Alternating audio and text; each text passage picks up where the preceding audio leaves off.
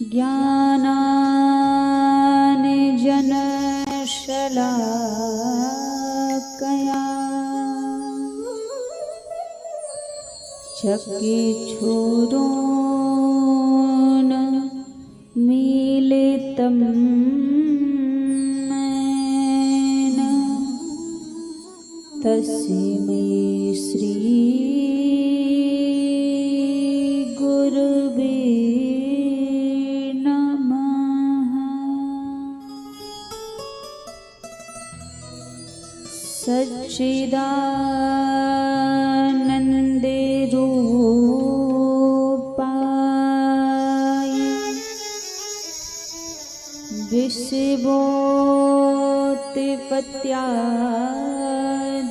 विषभोत्पत्त्यादिहेतवे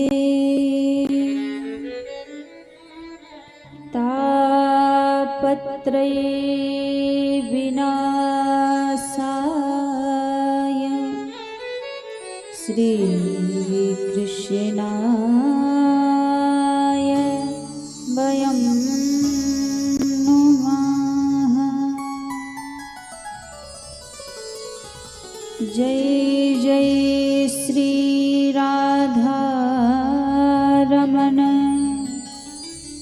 जय जय नवल किशोर, जय गोपी चित चोर प्रभु, जय जय माखन चोर। आइए हनुमान जी विराजिए,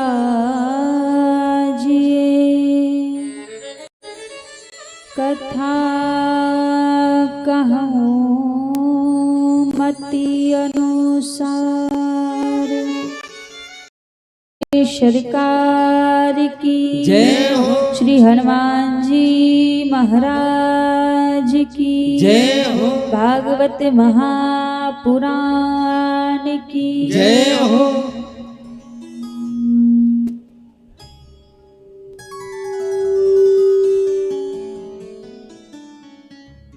आइए सभी भक्तजन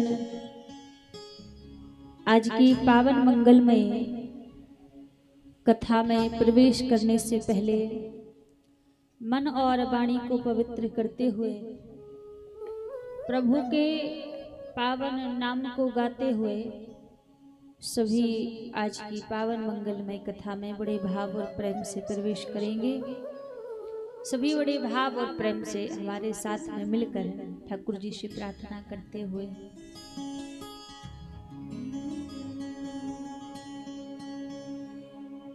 बन गई बन गई बन गई बिहारी जी, मैं बन गई तिहारी जी। बन गई बन गई बन गई बिहारी तिहारी जी। बन गई बन गई बन गई बिहारी जी, मैं बन गई तिहारी जी। हे बन गई बन गई बन गई बिहारी जी, मैं बन गई तिहारी जी। बन गई तिहारी जी, बन गई तिहारी, बन गई तिहारी मैं बन गई तिहारी। बन गई तिहारी जी, बन गई तिहारी, बन गई तिहारी मैं बन गई तिहारी। बन गई बन गई बन गई बिहारी जी, मैं बन गई तिहारी जी। ये बन गई बन गई बन गई बिहारी जी, मैं बन गई तिहारी जी। आपकी बिहारी लाल की जय हो।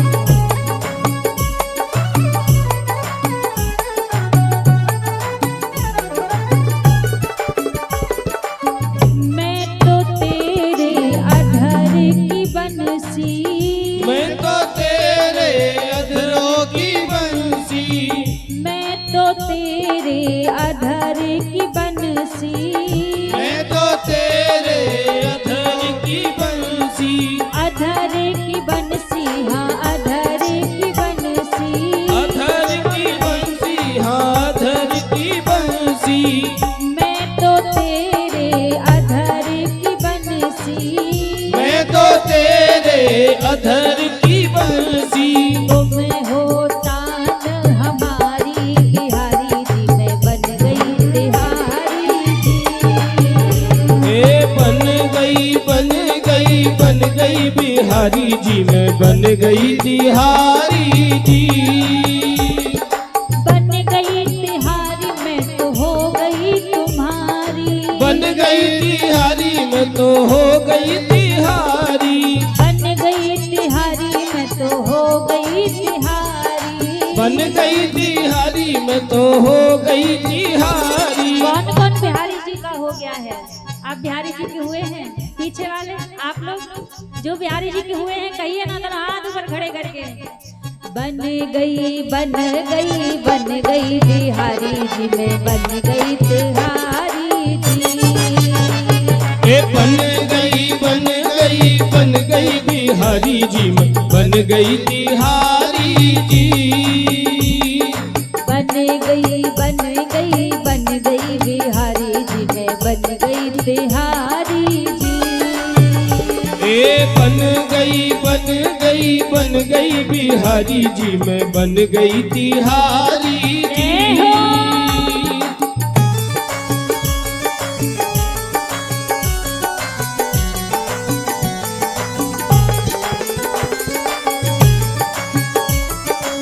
बाकी बिहारी लाल की जय हो।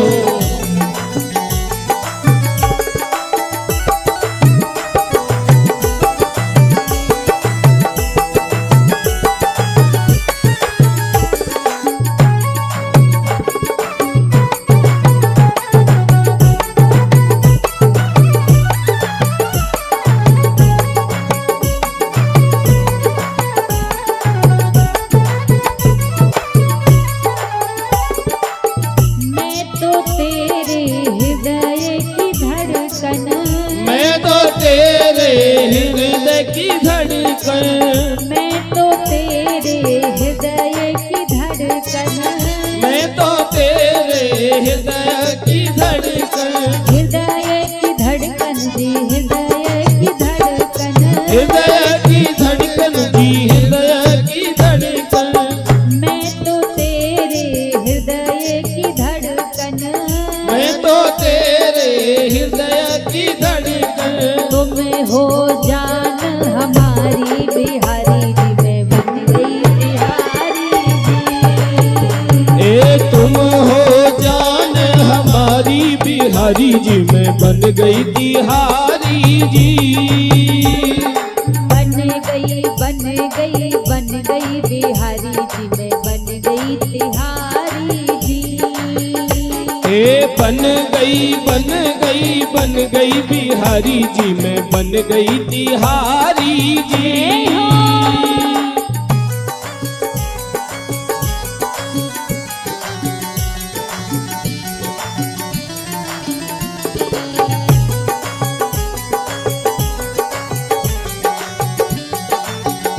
श्री राधा रमण लाल की जय हो।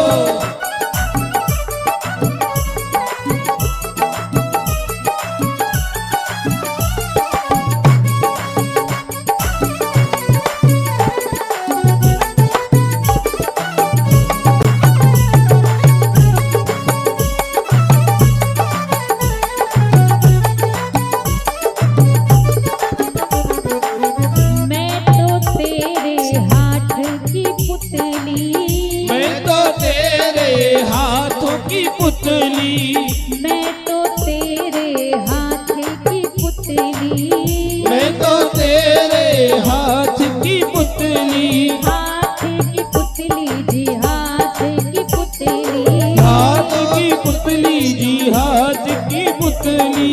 मैं तो तेरे हाथ की पुतली, मैं तो तेरे हाथ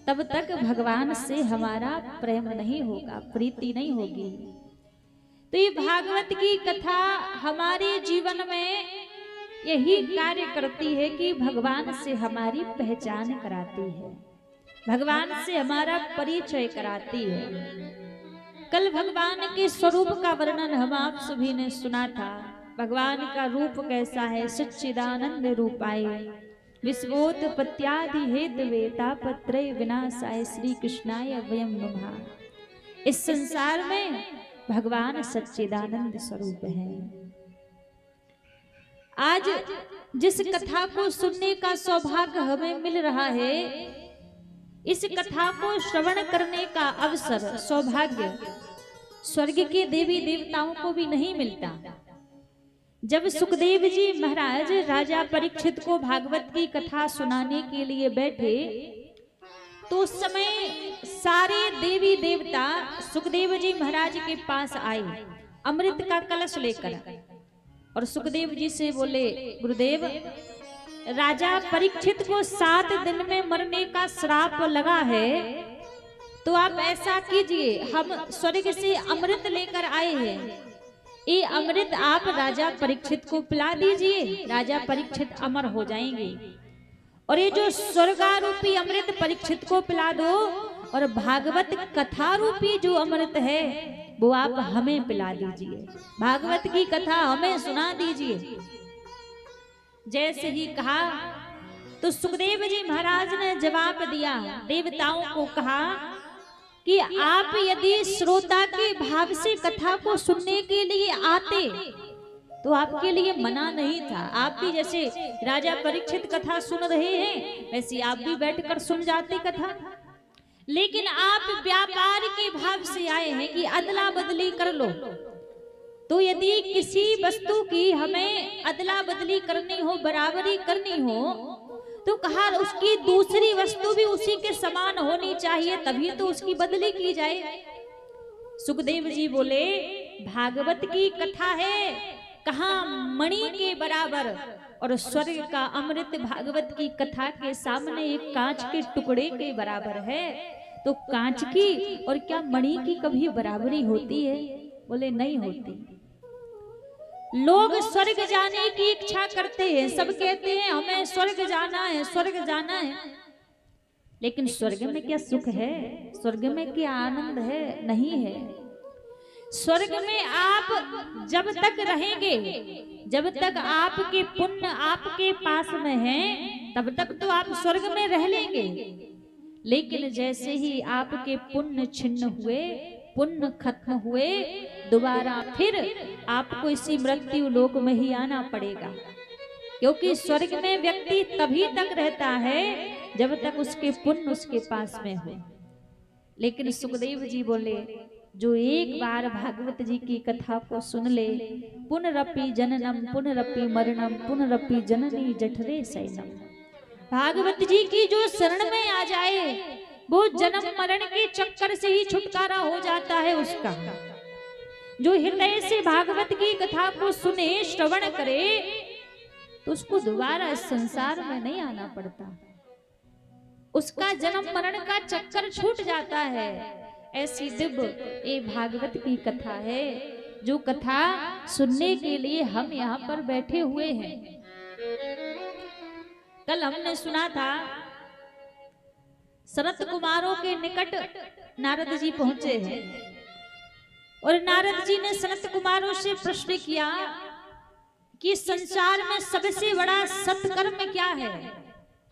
हम बड़े बड़े संतों के पास गए, किसी ने कहा यज्ञ करो, किसी ने कहा अनुष्ठान करो, किसी ने कहा साधना करो, लेकिन हम आपसे जानना चाहते हैं कि संसार में सबसे बड़ा सत्कर्म कौन सा है। सनत कुमारों ने कहा, नारद, इस संसार में सबसे बड़ा सत्कर्म एक ही है। कौन सा? कहा, सत्कर्म सूचको नूनम ज्ञान यज्ञ स्मृतौ बुधे श्रीमद् भागवती वार्ता सूतु गीत सुकादि भी। कहा, सबसे बड़ा सत्कर्म है भागवत की कथा सुनाओ। अब जैसे कहा कि भागवत की कथा सुनाओ, तो नारद जी बोले, हमने ज्ञान वैराग्य के बुढ़ापे को दूर करने के लिए वेदों का पाठ किया, गीता का पाठ किया, तब तो कुछ हुआ नहीं। तो केवल मात्रिक भागवत की कथा सुनाने से ज्ञान और वैराग्य का बुढ़ापा कैसे दूर हो जाएगा? सनत कुमार बोले, नारद, वेद वृक्ष है और उसी वृक्ष का पका हुआ फल ही भागवत की कथा है। हम देखते हैं आम का फल कितना स्वादिष्ट होता है, कितना रस होता है उसमें। अब हम यदि सोचे कि आम का फल जब इतना स्वादिष्ट होता है तो आम का वृक्ष कितना स्वादिष्ट होता होगा। कभी थोड़ा सा पत्ता चक्कर देखिएगा कितना स्वाद मिलेगा। यदि स्वाद चाहिए तो फल को खाना पड़ेगा, वृक्ष में स्वाद नहीं मिलेगा। उसी प्रकार सनत कुमार कह रहे हैं, वेद तो है वृक्ष और उसी वेद रूपी वृक्ष का पका हुआ फल भागवत की कथा है। तो स्वाद रस आनंद तो फल में मिलेगा, वृक्ष में नहीं मिलेगा। तो कहा ज्ञान और वैराग्य को भागवत की कथा सुनाओ तो उनका बुढ़ापा दूर हो जाएगा। जैसे ही कहा, सनत कुमारों की बात मानी नारद जी ने, कहा ठीक है। सनत कुमार और नारद जी थे बद्रीनाथ धाम में, भक्ति महारानी और ज्ञान वैराग्य है वृंदावन में। इधर से थोड़ा सनत कुमार आगे आए, यहाँ से भक्ति महारानी को बुलाया। हरिद्वार की पावन भूमि, गंगा जी का किनारा, बट वृक्ष के नीचे सुंदर व्यास मंच बनाया और चारों भाई सनत कुमार उस व्यास मंच पर विराजित हुए। और जैसे विराजित हुए भगवान की कथा को गाना प्रारंभ कर दिया। जैसे सनत कुमार कथा को कहने लगे तो नारद जी ने तुरंत प्रश्न कर दिया। और प्रश्न कौन सा किया? नारद जी बोले, भगवान एक बात बताओ, यदि कोई धर्मात्मा व्यक्ति, कोई पुण्यात्मा व्यक्ति भागवत की कथा को सुने और भागवत की कथा को सुनकर मुक्त हो जाए तो कोई बड़ी बात नहीं है, क्योंकि वो धर्मात्मा है, पुण्यात्मा है, इसलिए मुक्ति मिल गई उसको। क्या कोई पापी व्यक्ति भी भागवत की कथा को सुनकर मुक्त हो सकता है?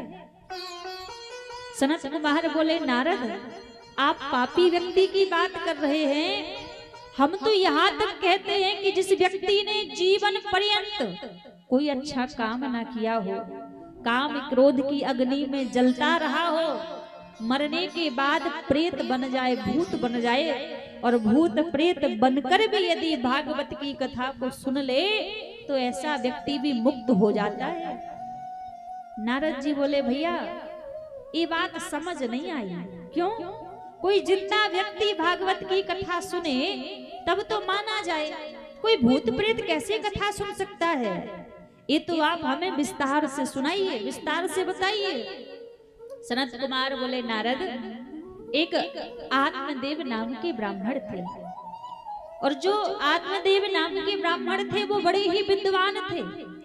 इनकी पत्नी का नाम था धुंधली देवी। और धुंधली कैसी थी? बिल्कुल आत्मदेव जी के विपरीत थी, यथा नाम तथा गुण। जैसा नाम है धुंधली, वैसे ही इसके अंदर गुण भरे हुए थे। हमेशा आत्मदेव जी के सामने दिखावा करती, मन में छल कपट को भर के रखती। धुंधली का काम क्या रहता? सुबह आत्मदेव जी तो निकल जाती यजमानों के घर में, अब घर में अकेली धुंधली रहती तो दिन भर इधर उधर की चुगलियां करती, इधर उधर की एक दूसरे की लड़ाइयां करवाती। और जैसी शाम को आत्मदेव जी के घर आने का समय हो तो द्वार पे आरती की थाली लेके खड़ी हो जाती। आत्मदेव जी समझते मेरी पत्नी कितनी गुणवान है, कितनी सुशील है। लेकिन आत्मदेव जी को नहीं पता था कि इसके मन में कितना कपट भरा हुआ है। सब कुछ था इनके घर में पर कोई संतान नहीं थी। अब एक दिन क्या हुआ, ध्यान दीजिएगा सभी। आत्मदेव जी के घर में एक साधु, एक विप्र देवता भिक्षा मांगने के लिए आया। और जब भिक्षा मांगने के लिए आए तो आत्मदेव जी अपने घर के अंदर गए भिक्षा लेने के लिए। इतने में क्या हुआ, जो साधु आए थे उनकी दृष्टि कहाँ पड़ी? आत्मदेव जी के घर के आंगन में सूखी तुलसी लगी हुई है, उस पर दृष्टि गई। इतने में आत्मदेव जी आए तो संत कहने लगे, महाराज क्या आप तुलसी मैया को जल नहीं देते? आपके घर के आंगन की तुलसी सूखी है।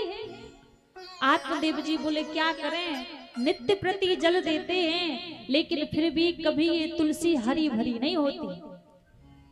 संत ने ऐसे ही कह दिया, हमने सुना है, हमें लगता है कि आपके यहाँ कोई संतान नहीं है, इसलिए तुलसी मैया आपके हाथ का जल स्वीकार नहीं करती, क्षमा कीजिएगा, हमें भिक्षा नहीं ले सकते।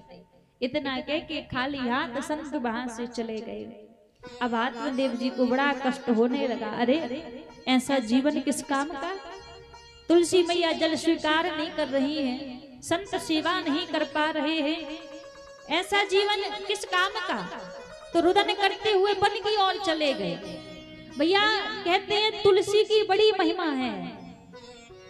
एक आंगन का वर्णन भागवत जी में किया है कि घर के आंगन की तुलसी सूखी थी तो लौट कर चले गए संत। एक आंगन का वर्णन रामचरितमानस में किया है।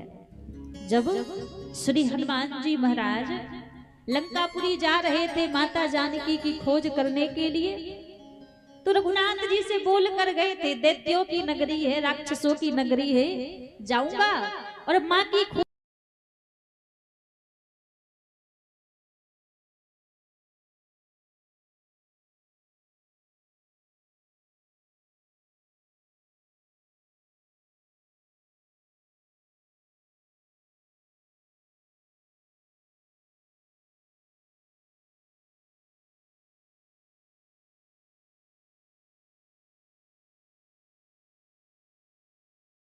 में भ्रमण कर रहे थे तो एक घर हनुमान जी को ऐसा दिखाई दिया।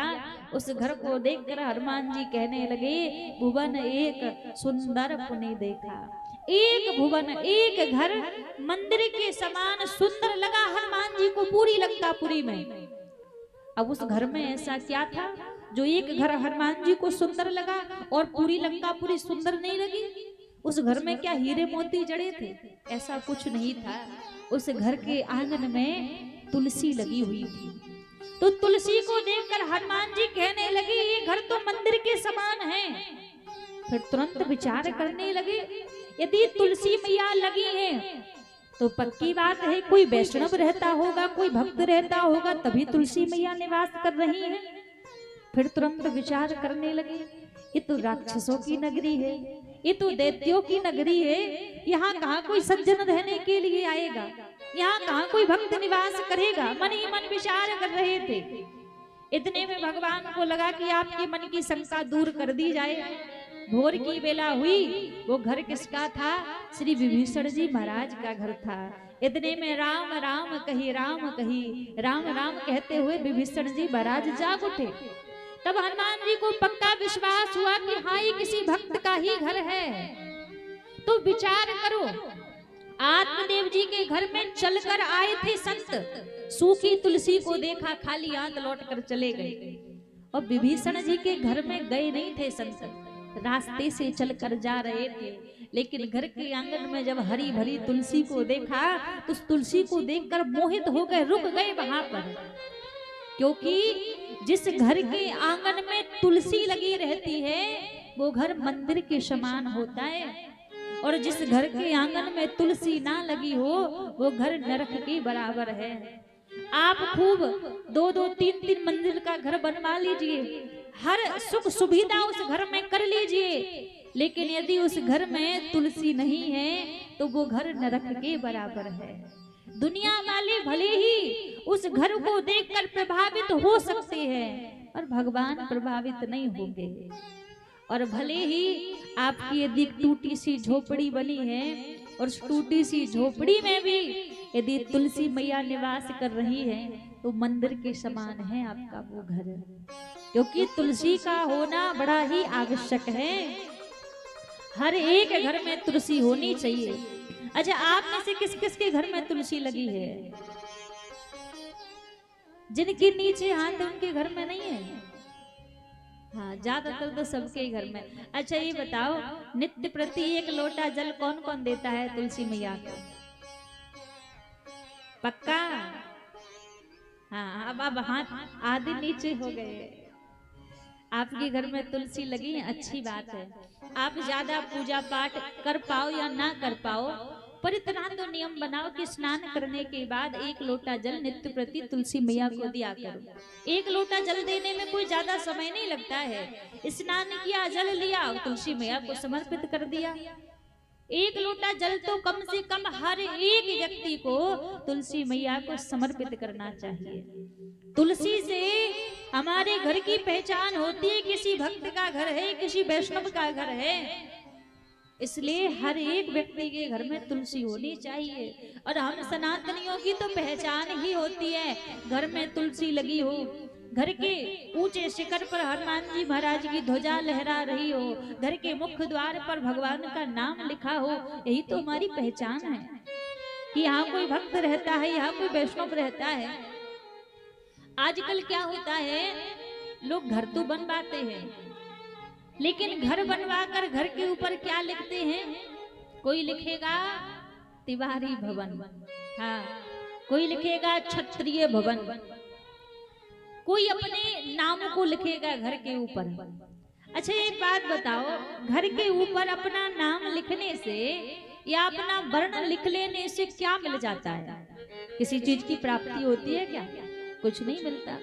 बस आपको लगता है कि हम नाम लिख लेंगे तो लोग पहचानेंगे हमें। कितने लोग पहचान जाएंगे? 2-10 लोग पहचान लेंगे, गांव के लोग पहचान लेंगे, इससे ज्यादा कोई नहीं पहचानेगा। लेकिन जब यदि घर बनवाओ और घर के ऊपर यदि भगवान का नाम लिखा हो, या कोई चौपाई लिखी हो, या कोई मंत्र लिखा हो, 1 नहीं 2 नहीं, आस पास में जितने भी आने जाने वाले व्यक्ति होंगे, आपसे परिचित वो हो या ना हो, पर आपके घर को देखकर अवश्य कह देंगे इस घर में कोई भक्त रहता है, कोई वैष्णव रहता है, तभी भगवान का नाम लिखा है। इसलिए हमें अपने घर के ऊपर भगवान का ही नाम लिखना चाहिए। लंकापुरी में जब विभीषण जी महाराज रहते थे तो विभीषण जी के घर के ऊपर राम लिखा हुआ था। अब विचार करो, रावण की लंका है, रावण लंकापुरी की राजा है, जहां पूरे दैत्य ही रहते हैं, पूरे राक्षस निवास करते हैं। इतने राक्षसों के बीच रहने के बाद भी विभीषण जी के घर के ऊपर राम लिखा था। और रावण कभी पूछा करता था कि देख एक बात बता, तू मेरा भाई है, मेरा भाई और इस लंकापुरी का राजा भी मैं हूँ, पर तूने अपने घर के ऊपर नाम राम का लिख रखा है। मेरा नाम लिखना चाहिए तुझे, राम का नाम क्यों लिख रखा है? विभीषण जी महाराज जवाब देते, देखो ये राम का नाम नहीं है, ये आपका ही नाम लिखा है। रावण कहता, पागल बना रहे हो, मेरा थोड़ी ना राम नाम है, मेरा तो रावण नाम है, और तूने तो राम लिख रखा है।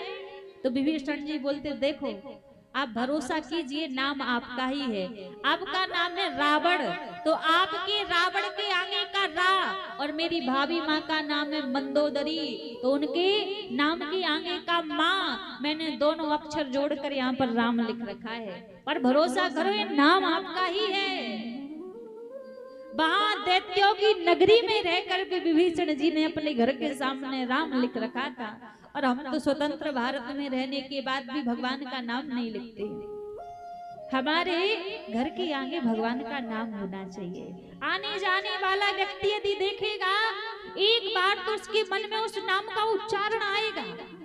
यदि राम लिखा है तो वो देखेगा राम, वो कितना भी पापी अधमी क्यों ना हो, जब दृष्टि पड़ेगी ना तो जाने अनजाने में एक बार तो नाम उच्चारण करेगा ही। इसलिए भगवान का नाम होना चाहिए।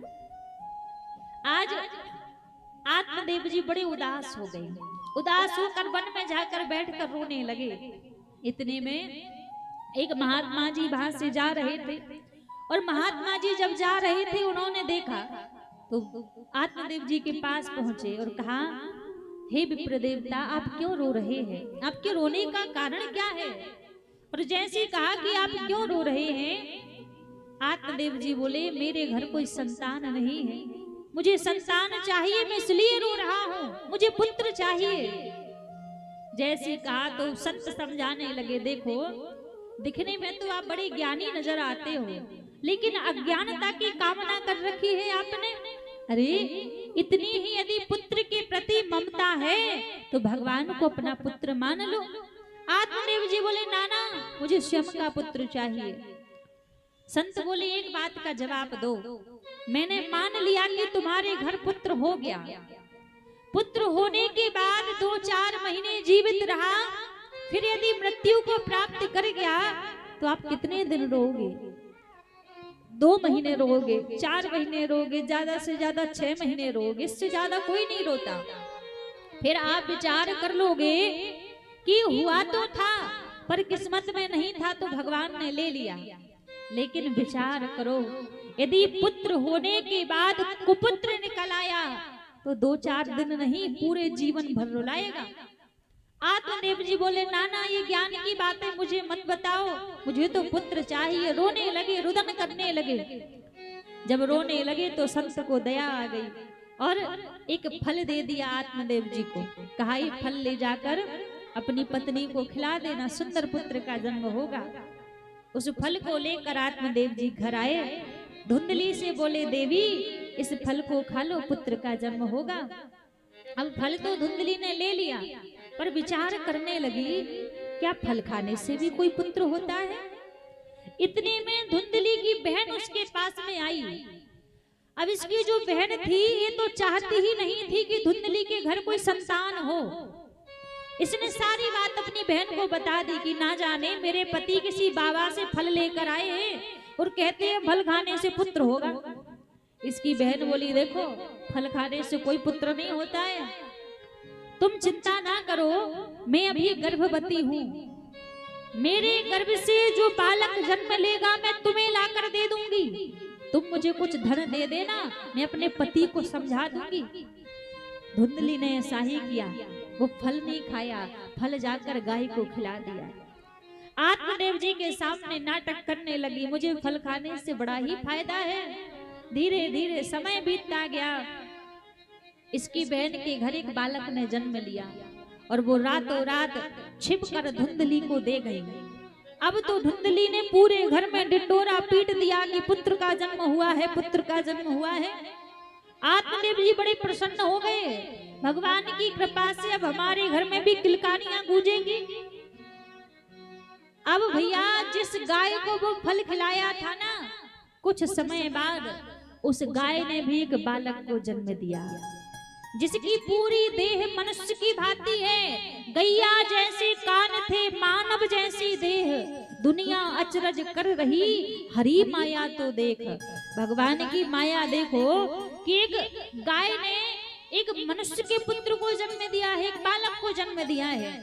अब तो आत्मदेव जी बड़े प्रसन्न कि देखो एक संतान मांगी थी, भगवान ने 2-2 पुत्र दे दिए। दोनों का नामकरण कराया। जो मोल का पुत्र लिया था उसका नाम रखा धुंधकारी और जो गाय का पुत्र था उसका नाम रखा गोकर्ण। अब धीरे धीरे दोनों बड़े होने लगे। जो गोकर्ण जी महाराज थे वो तो संत की प्रसादी थे, तो हृदय से ही ज्ञानी थे। लेकिन जो धुंधकारी था वो माँ के लाड़ प्रेम में बिगड़ गया। अब जैसे बड़ा हुआ मंदरा पान करने लगा, मांस का सेवन करने लगा, संगति बिगाड़ ली इसने अपनी। अब एक दिन आत्मदेव जी ने धुंधकारी को बुलाया और अपने पास बिठाया, बिठाकर समझाने लगे। कहा बेटा भगवान ने हमें मनुष्य का शरीर दिया है और तुम जो आचरण कर रहे हो ये मनुष्य के आचरण नहीं है, ये तो राक्षस के आचरण है, ये तो दानवों के आचरण है। इनका त्याग कर दो वरना पछताना पड़ेगा। जैसे समझाया धुंधकारी उल्टा आत्मदेव जी को चिल्लाने लगा, अरे आप कुछ नहीं जानते, मैं जो भी करता हूँ सब अच्छा करता हूँ। अपने पिता के ऊपर ही चिल्लाने लगा और चिल्लाकर वहां से भाग गया।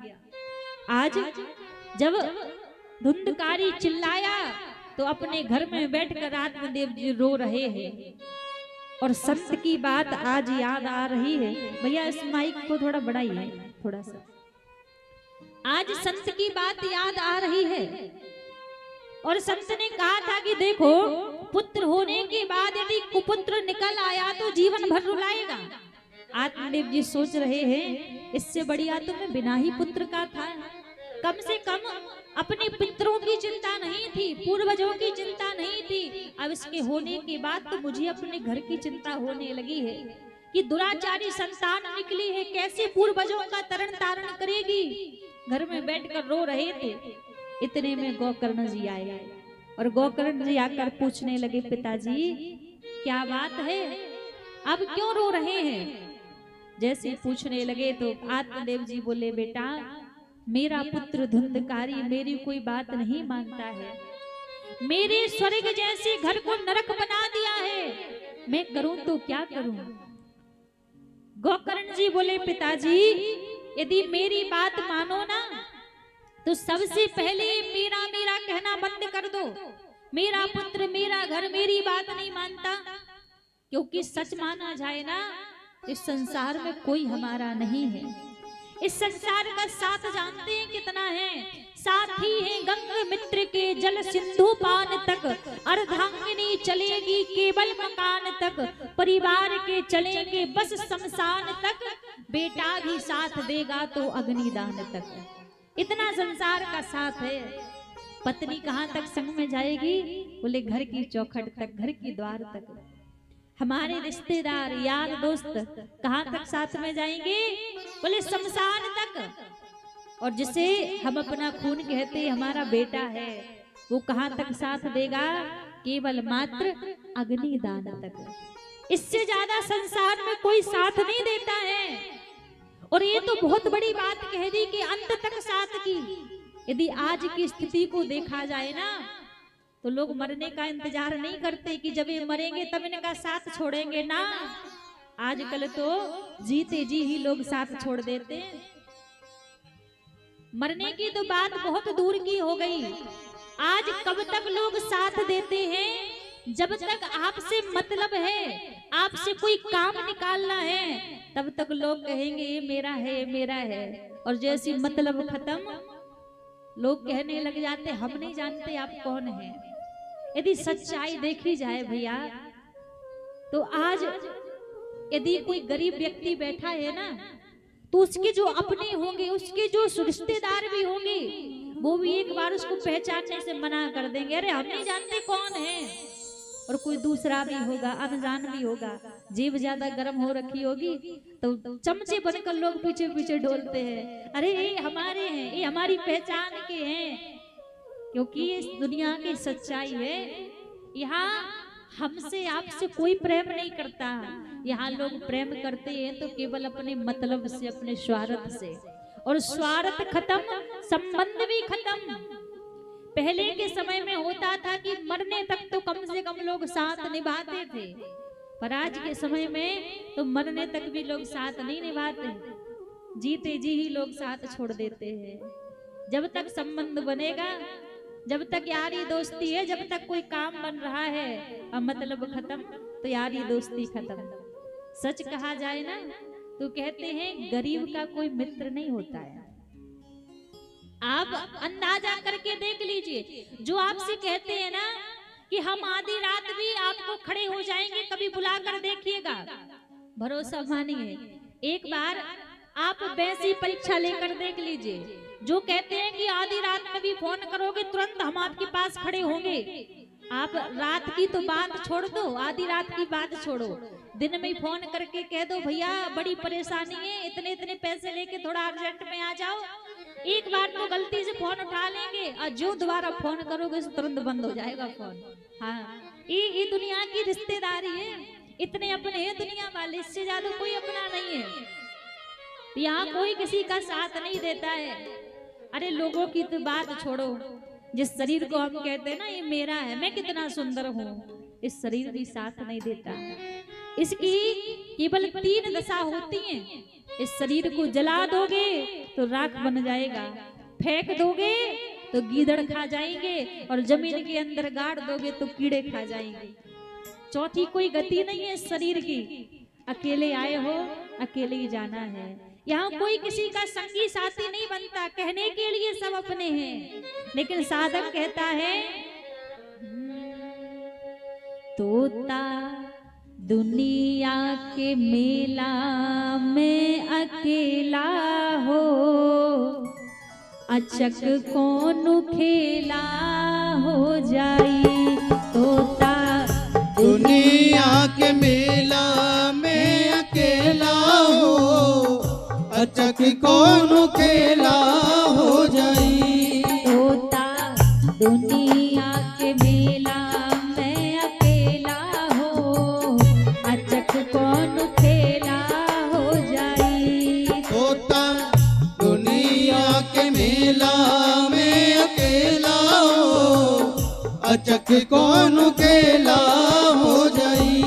नीली कबहु ना करीली वो के खेला हो, नीली कबहु ना करेली के खेला हो, अचक कौन खेला हो जाई। तोता दुनिया के मेला में अकेला हो, अचक कौन खेला हो जाई।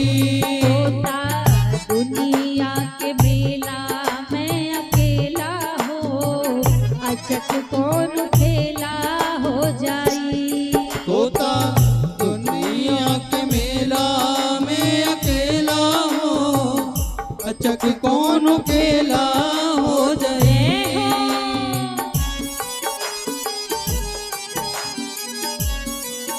ताली सेवा करते हुए सभी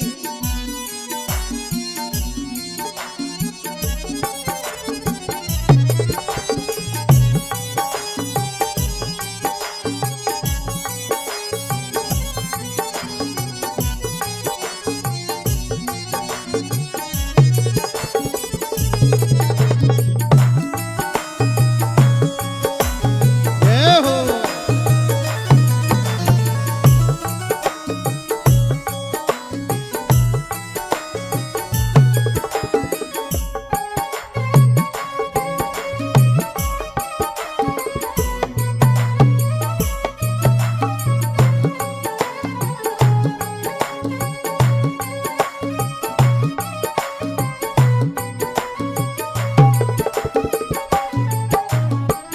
जानकी जीवन नाथ दस शीस हंता।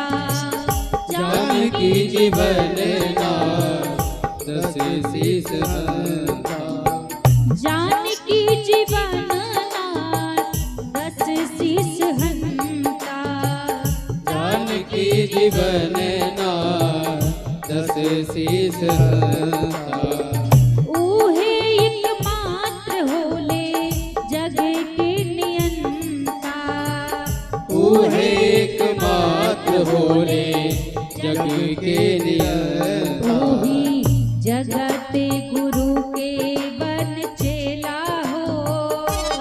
ऊही जगत गुरु के बन चेला हो, अचक कौन खेला हो जाई। तोता दुनिया के मेला में अकेला हो, अचक कौन खेला हो जाई। तोता दुनिया के मेला में अकेला हो, अचक कौन खेला हो जाई। तोता दुनिया के मेला में अकेला हो, अचक कौन खेला हो जाए। जय हो। ताली सेवा करते हैं सभी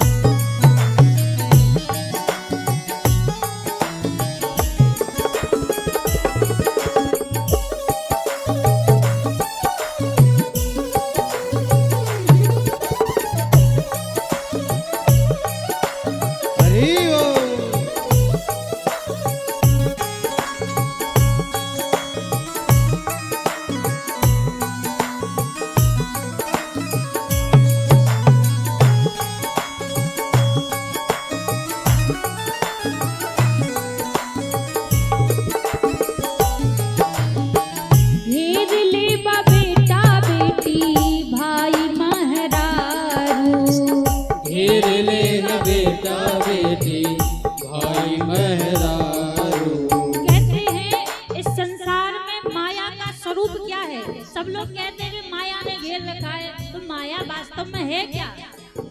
सीधी सी बात को समझिए। कहते हैं घेर लेवा बेटा बेटी भाई महारारू।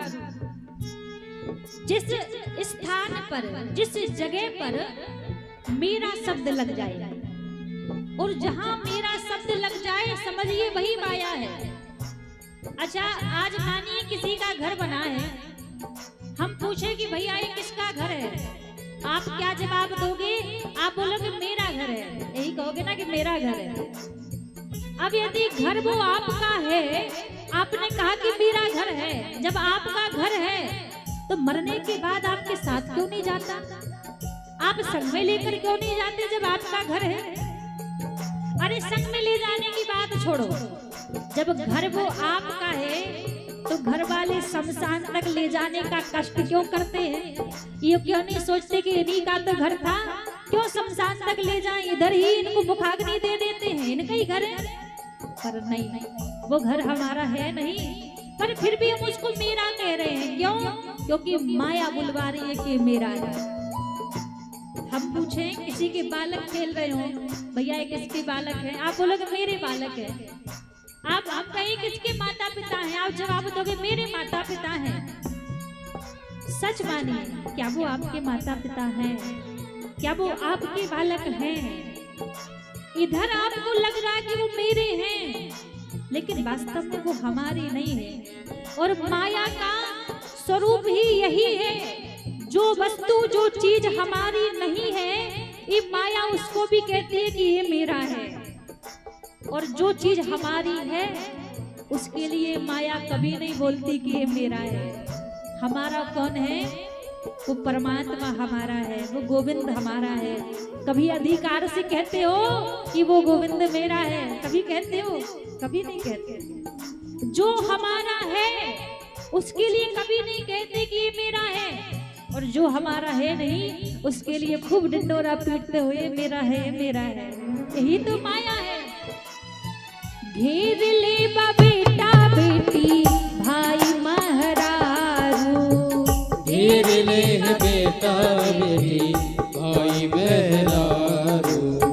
माया के बजारू हाथ धरैले बेचारू, माया के बजारू धरैले बेचारू। जा केहू ना केहू के हो बेखेला हो, एह जा केहू ना केहू के हो बेखेला हो, अचक कौन खेला हो जाई। तोता दुनिया के मेला में अकेला हो, अचक कौन अकेला हो जाई। ऐसे नहीं, इतना हाथ ऊपर खड़े करके, अभी समय है, पुकार लो भगवान को सीधे सीधे हाथ करके।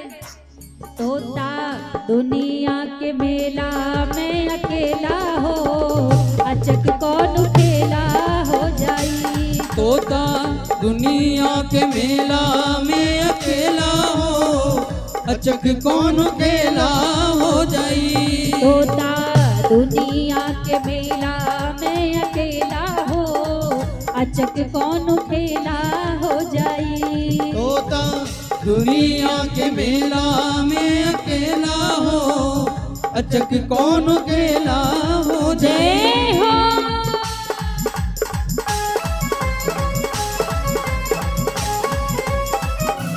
बांके बिहारी लाल की जय हो।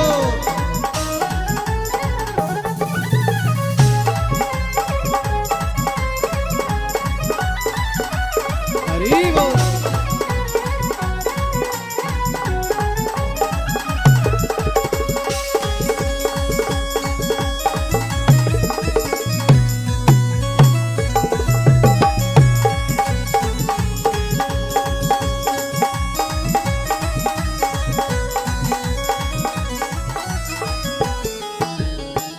जीव कट पुतली हाँ राम जी मदारी, जीव कट पुतली राम जी मदारी। अंत में बड़ा प्यारा भाव कहा, क्या? जीव कट पुतली राम जी मदारी। आपने किसी मेले में देखा होगा, एक मदारी होता है और उसके पास एक कठपुतली होती है। अब वो मदारी जैसे जैसे इशारा करता है वो कठपुतली वैसे वैसे नाचने लग जाती है। उस कठपुतली की अपनी कोई इच्छा नहीं होती, अपनी कोई मर्जी नहीं होती, वो पूरी तरह से उस मदारी की शरणागत रहती है। जैसा वो नचाए वैसे वो नाचती है। उसी प्रकार आप कितनी भी मनमानी कर लो कि हमें ये काम करना है, पर वो होने वाला नहीं है। होगा वही जो राम जी चाहेंगे, होगा वही जो परमात्मा की इच्छा होगी। हमारे खूब हाथ पैर चलाने से कुछ होने वाला नहीं है। इसलिए हाथ खड़े कर दो, शरणागत हो जाओ कि हे नाथ आप जो चाहें वही जीवन में होगा। जीव कठपुतली हाँ राम जी मदारी, जीव कठपुतली हाँ राम जी मदारी, जीव कठपुतली हाँ राम जी मदारी, जीव कठपुतली हाँ राम जी मदारी। ऊ जोन चाहस तोने होला रे शिकारी, ऊ जोन चाहत तोरे होला रे शिकारी। गौरी इष्ट अनुपम अलबेला हो, गौरी इष्ट अनुपम अलबेला हो, अचक कौन खेला हो जाई। तोता दुनिया के मेला में अकेला हो, अचक कौन खेला हो जाई। तोता दुनिया के मेला में अकेला हो, अचक कौन खेला हो जाई। तोता दुनिया के मेला में अकेला हो, अचक कौन खेला हो जाई। देखो हम जैसे आए हैं वैसे ही जाना है, कुछ लेकर नहीं जाएंगे यहाँ से। लेकिन जितना भगवान का नाम जप लोगे, जितना प्रभु को याद कर लोगे, केवल वही हमारे संग में जाएगा। एक बार दोनों हाथ ऊपर खड़े करके सभी मिलकर प्रभु का नाम गाते हुए बोलो श्री राम जय राम जय जय राम, बोलो श्री राम जय राम जय जय राम, बोलो श्री राम जय राम जय जय राम, बोलो श्री राम जय राम जय जय राम, बोलो श्री राम जय राम जय जय राम, बोलो श्री राम जय राम जय जय राम, बोलो श्री राम जय राम जय जय राम, बोलो श्री राम जय राम जय जय राम, बोलो श्री राम जय राम जय जय राम, श्री राम जय राम जय जय राम, बोलो श्री राम जय राम जय जय राम, बोलो श्री राम जय राम जय जय राम, बोलो श्री राम जय राम जय जय राम, बोलो श्री राम जय राम जय जय। तोता दुनिया के मेला में अकेला हो, अचक कौन खेला हो जाई। इस संसार में ना कोई पता नहीं है, कोई भरोसा नहीं है कब क्या हो जाए। इसलिए जितना जो समय भगवान ने दिया है, थोड़ा थोड़ा समय निकाल कर भगवान के लिए भी समय दिया करो, प्रभु का नाम भी सुमरण किया करो। आज जब आत्मदेव जी को समझाया गोकर्ण जी ने, सारा घर परिवार छोड़ दिया और एकाग्र मन से भगवान का भजन करने लगे। गोकर्ण जी महाराज तीर्थ यात्रा पर चले गए, आत्मदेव जी ने भी घर छोड़ दिया। अब घर में केवल धुंधकारी और धुंधली रहते हैं। एक दिन धुंधकारी आया और धुंधली से बोला, मुझे धन ला कर दे, कहाँ छिपा कर रखा है, यदि धन नहीं दिया तो तुझे मार दूंगा। अब धुंधली सोचने लगी कि बेटे के हाथ से मरने से तो अच्छा है कि खुद ही प्राण त्याग दूं। रात्रि के समय में गई, कुएं में कूद कर आत्महत्या कर ली। अब घर में धुंधकारी अकेला रहता है, 5-5 गड़िकाओं को रख लिया, चोरी करने लगा, डांटे डालने लगा। एक दिन राजा के घर से चोरी करके आया, बहुत सारा धन लेकर आया। अब 5 गड़िकाओं ने सोचा धन तो आ गया है, लेकिन यदि राजा को पता लगा तो इसको भी मार देंगे और साथ में हमें भी सजा देंगे। तो 5 गड़िकाओं ने मिलकर रात्रि में धुंधकारी को मार दिया और सारा धन लेकर भाग गए। अब इस धुंधकारी ने जीवन भर कोई अच्छा काम नहीं किया, काम क्रोध की अग्नि में जलता रहा, माता पिता को कष्ट देता रहा, मरने के बाद प्रेत बन गया, भूत बन गया, इधर उधर भटकने लगा। जब एक बार श्री गोकर्ण जी महाराज तीर्थ यात्रा से लौट कर आए और अपने घर में बैठकर भगवान का भजन कर रहे थे, उसी समय भयंकर भयंकर आवाजें आने लगे, कहीं भेड़ बकरी सामने से प्रकट हो जाए। गोकर्ण जी ने अपने कमंडल में से जल लिया और जैसे सन्मुख जल फेंका तो वो प्रेत परछाई स्वरूप में आ गया। गोकर्ण जी बोले, आप कौन है, मुझे क्यों डरा रहे हैं? उस परछाई में से आवाज आई, आम भ्राता तुदीसमी धुंधकारती नामता। कहा, मैं कोई और नहीं, आपका ही बड़ा भाई धुंधकारी हूं। अब जैसे ही कहा, गोकर्ण जी महाराज बोले, मैंने तो आपका श्राद्ध किया था, पिंडदान किया था, लेकिन तुम प्रेत कैसे बन गए, भूत कैसे बन गए? धुंधकारी बोला, मैं महाप्रेत बन चुका हूँ और श्राद्ध और पिंडदान से केवल अकेले मेरी मुक्ति नहीं होगी, आप मेरी मुक्ति का कोई साधन खोजिए। गोकर्ण जी ने कहा, अभी आप जाओ, मैं आपकी मुक्ति का साधन खोजूंगा। प्रातः काल बेला हुई, सूर्य नारायण भगवान को प्रणाम किया और महाप्रेत की मुक्ति का साधन पूछा। सूर्य नारायण भगवान बोले, महाप्रेत की मुक्ति का तो एक ही साधन है, भागवत की कथा सुनाई। सभी गांव वालों से कहकर गोकर्ण जी ने भागवत जी की कथा रखी और धुंधकारी को बुलाया। जब धुंधकारी को कथा सुनने के लिए बुलाया तो भूत प्रेत तो हवा की तरह होता है। अब धुंधकारी सोचने लगा, मैं कहाँ बैठूं, कोई स्थान नहीं दिखा। तो मंच की दाहिनी ओर एक सतग्रंथी बांस लगा था, उस बांस में आकर धुंधकारी बैठ गया। जब एक दिन की कथा पूरी हुई, बांस की एक ग्रंथि फटी। 2 दिन की कथा पूरी हुई, बांस की 2 ग्रंथियां फट गई। जब 7वें दिन की कथा पूरी हुई, बांस की 7 ग्रंथियां फट गई और धुंधकारी देव स्वरूप में प्रकट हो गया और भगवान के धाम से विमान आ गया धुंधकारी को ले जाने के लिए। और जैसे धुंधकारी विमान में बैठकर जाने लगा, गोकर्ण जी महाराज ने पार्षदों को रोका। कहा, भैया एक बात बताओ, कथा तो हजारों लोगों ने सुनी है, जब इतने लोगों ने कथा सुनी है तो विमान एक के लिए क्यों आया, सबके लिए आना चाहिए। पार्षद बोले, भैया कथा भले ही हजारों लोगों ने सुनी है, लेकिन मन से इस कथा का श्रवण तो केवल मात्र धुंधकारी ने किया है, इसलिए धुंधकारी के लिए भगवान के धाम से विमान आया। कहा, भले हजारों लोग कथा में बैठे थे, लेकिन उन लोगों के अंदर 3 प्रकार के गुण प्रकट होते हैं। कहा, श्रोता 3 प्रकार के होते हैं। एक होते हैं श्रोता, दूसरे होते हैं श्रोता और तीसरे होते हैं सोता। अब इन तीनों के अंदर अलग अलग गुण होते हैं। जो तीसरे नंबर के हैं सोता, इनके अंदर गुण कैसे होते हैं, ये भगवान की कथा में तो आएंगे।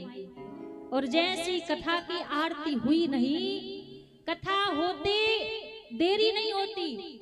और जिनको अपने घरों में 2-2, 3-3 नींद की गोलियां खाने से नींद नहीं आती ना, ऐसे लोग यदि भागवत की कथा में आकर बैठ जाएं तो 3 घंटे में 3-3 दिन की नींद पूरी कर लेते। कहते भैया भागवत में बड़ी मीठी नींद आती है। हाँ, तो जो कथा में आकर सो जाता है ना, उसके लिए भगवान के धाम से विमान नहीं आता, उसका कल्याण नहीं होता। और जानते हैं, सोताओं में तो माताओं को ज्यादा सुविधा होती है। कैसे? अब डार लियो मैया जी ने लंबो घूंघट, अब थोड़ी ना बगल वाली मैया देख रही है कि आप कथा सुन रही है, सो रही है। कई माताएं तो घूंघट कर लेती हैं और हाँ आराम से सोती रहती। अब कोई देख भी ले और देख के तुरंत पूछ भी दे, अरे आप कथा में आकर सो रही हो, तो ऐसा नहीं, जवाब भी तुरंत तैयार रहता है।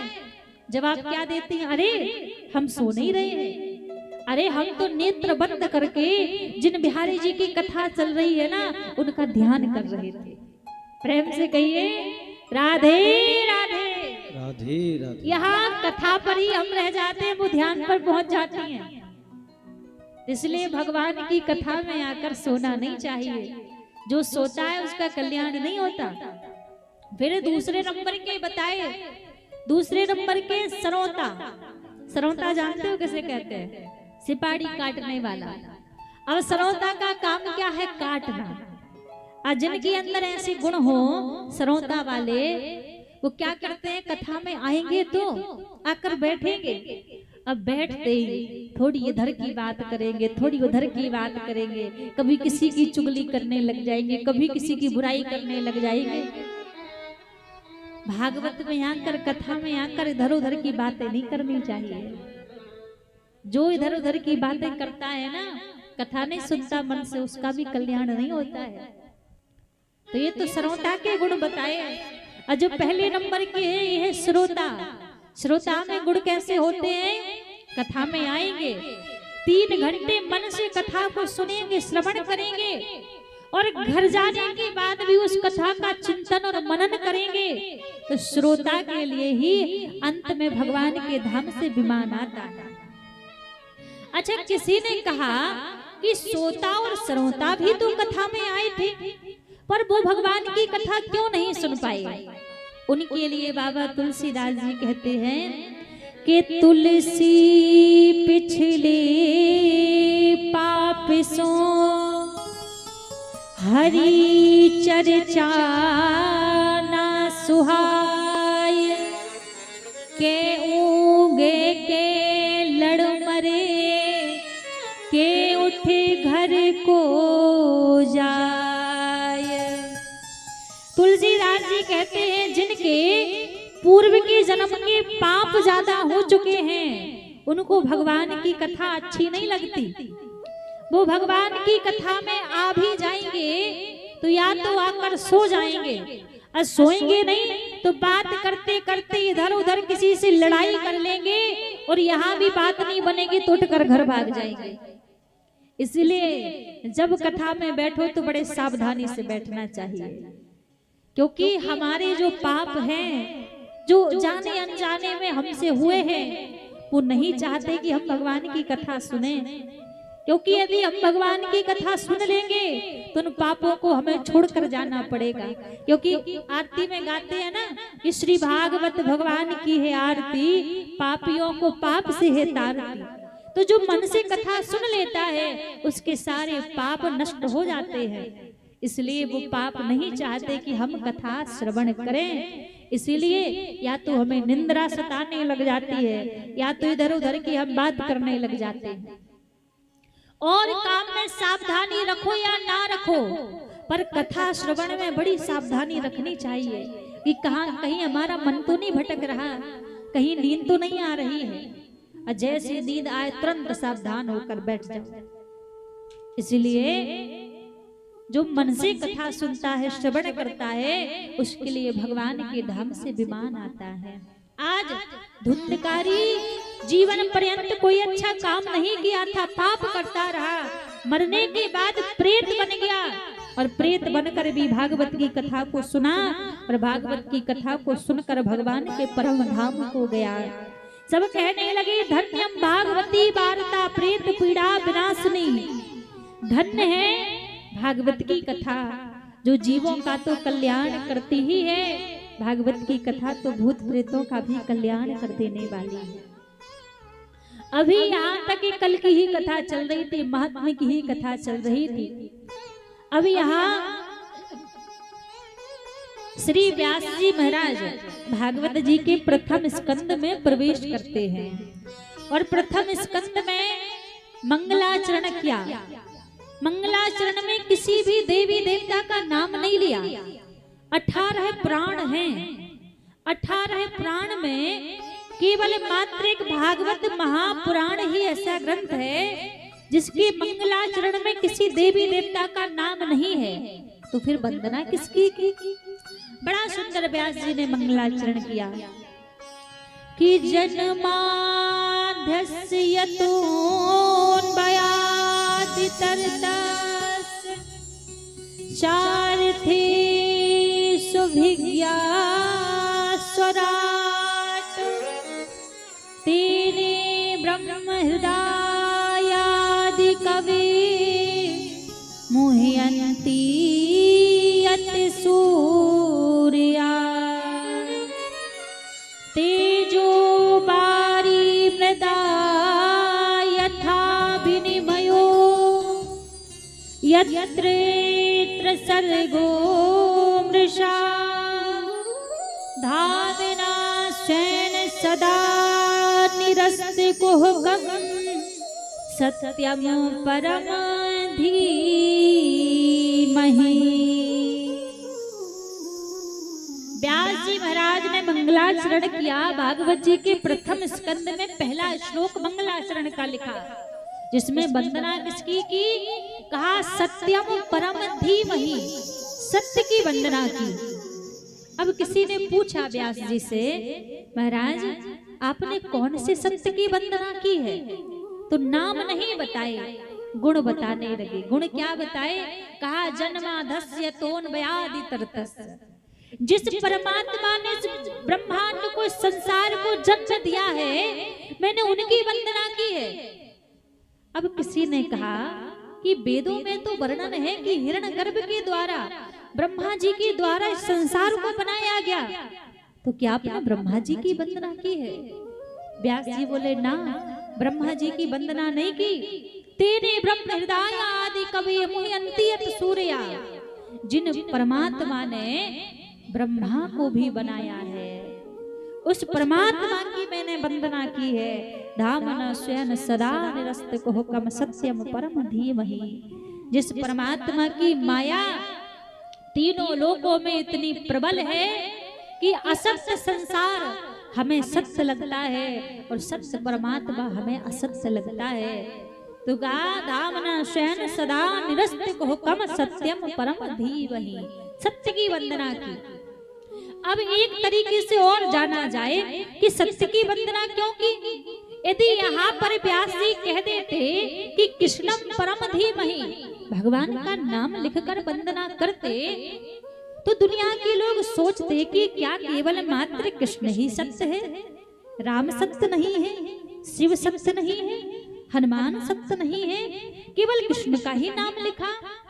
इसलिए नाम नहीं लिखा, कृष्ण भी सत्य है, राम भी सत्य है, शिव भी सत्य है, और एक शब्द लिखकर सत्य कहकर सत्यम परम धीमहि, एक शब्द में समस्त देवी देवताओं की वंदना व्यास जी ने कर दी। इसलिए कहा सत्यम परम धीमहि।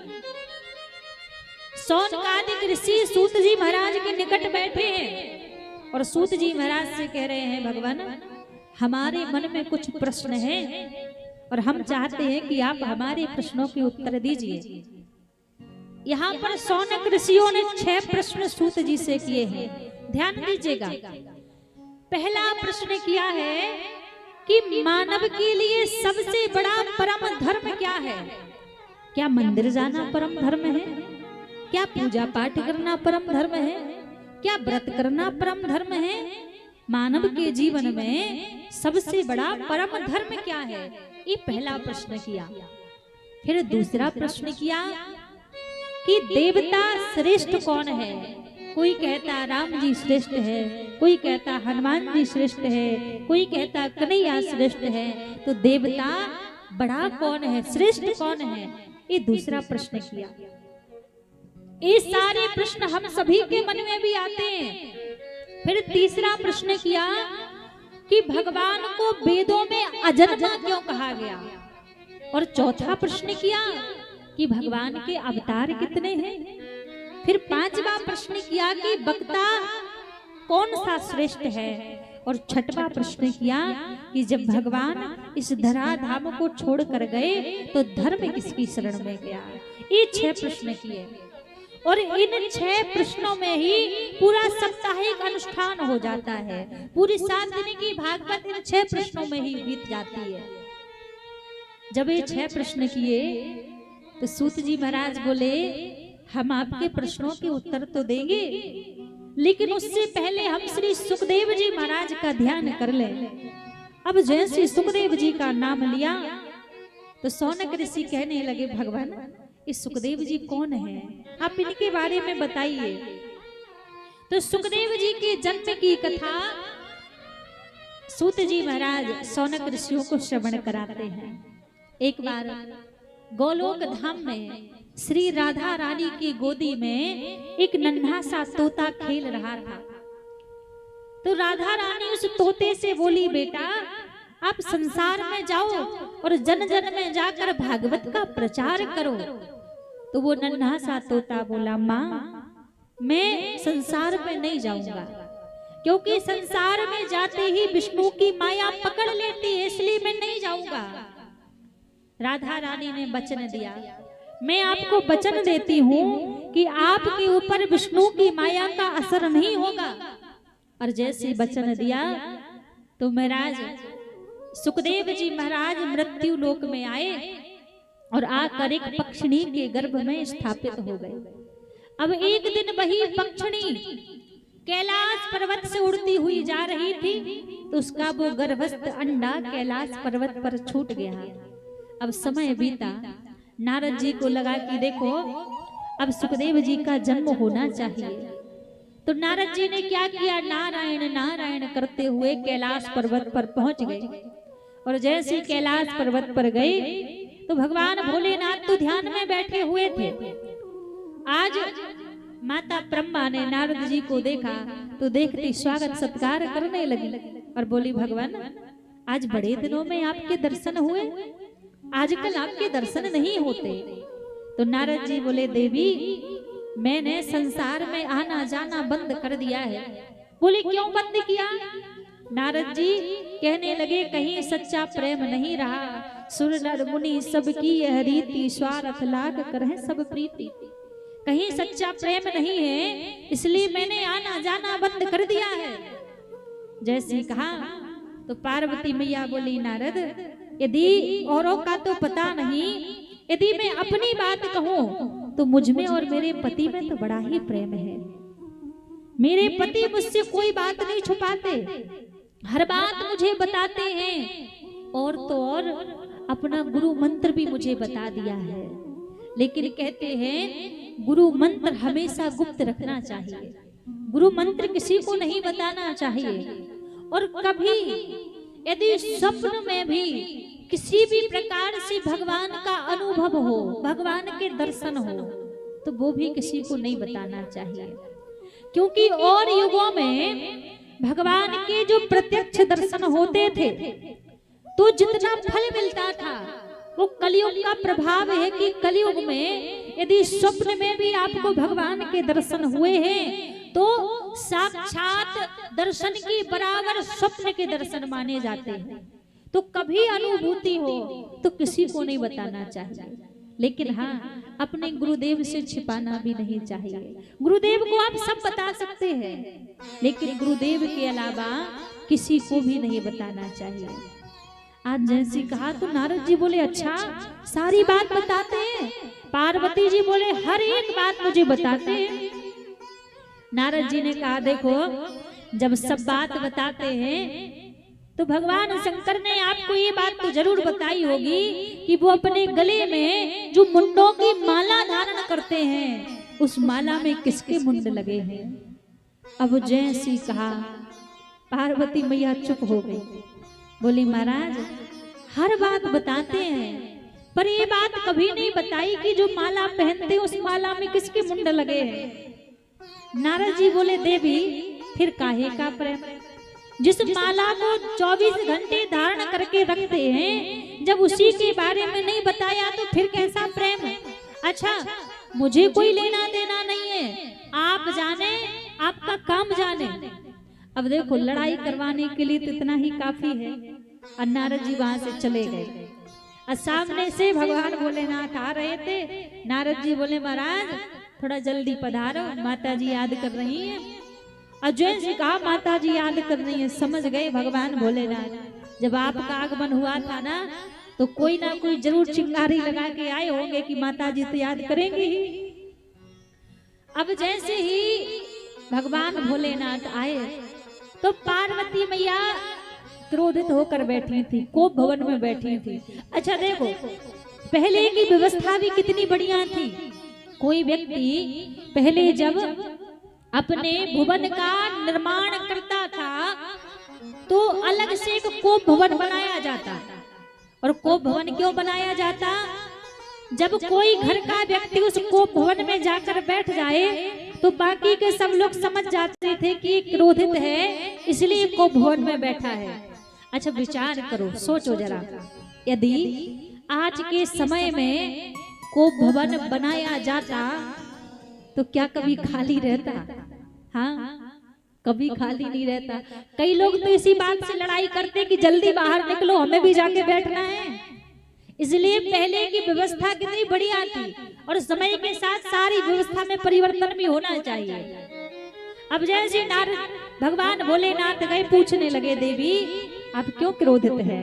पार्वती मैया बोली देखो आप बाहर से भी काले हो और भीतर से भी काले हो। भगवान शंकर ने कहा देखो मैंने मान लिया कि मैं बाहर से काला हूँ, लेकिन अंदर का काला तो वो होता है जो कपटी होता है। मैं तो कोई कपट नहीं करता आपसे। पार्वती जी बोली अच्छा आप कपट नहीं करते? जब आप कोई कपट नहीं करते तो आपने मुझे कभी बताया कि आप अपने गले में जो मुंडों की माला धारण करते हैं उस माला में किसके मुंड लगे हैं? भगवान शंकर बोले देवी यदि वास्तव में कोई हमारे प्रेम का प्रमाण है तो यही माला है। जितनी बार भी आपने अपनी देह को त्यागा उतनी बार ही मैंने आपके मुंड को उस माला में धारण कर लिया।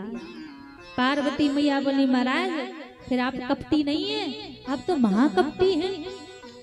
मैं तो बार बार मर जाती हूँ और आप मेरे मुंड को उस माला में धारण कर लेते हैं। आपने ऐसी कौन सी जड़ी बूटी खा रखी है कि आप कभी नहीं मरते? यदि आप मुझसे प्रेम करते तो वही जड़ी बूटी आप मुझे भी खिला देते। जैसे कहा भगवान भोलेनाथ बोले देवी मैंने कोई जड़ी बूटी नहीं खाई है, मैंने अमर कथा सुनी है और जो अमर कथा सुन लेता है वो अमर हो जाता है। पार्वती मैया प्रार्थना करने लगी भगवान मुझे भी अमर कथा सुनाइए। पार्वती जी के निवेदन पर भगवान भोलेनाथ माता पार्वती को अमर कथा सुनाना प्रारंभ कर दिए। नेत्र बंद करके भगवान भोलेनाथ कथा गा रहे हैं, पार्वती मैया कथा सुन रही हैं और बीच बीच में ओम ओम शब्द का उच्चारण कर रही हैं। अब जैसी धीरे धीरे कथा प्रारंभ हुई, 3 दिन की कथा बीती।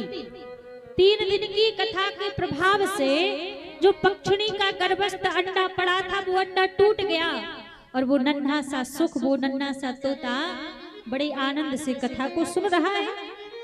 अब जैसे ही 6वें दिन की कथा आई और 6वें दिन की कथा में माता पार्वती की नींद लग गई और जब पार्वती मैया की नींद लगी तो वो तोता सोचने लगा माँ की तो नींद लग चुकी है और यदि ओम ओम का उच्चारण बंद हुआ तो जो अमृतमयी कथा चल रही है ये कथा भी बंद हो जाएगी।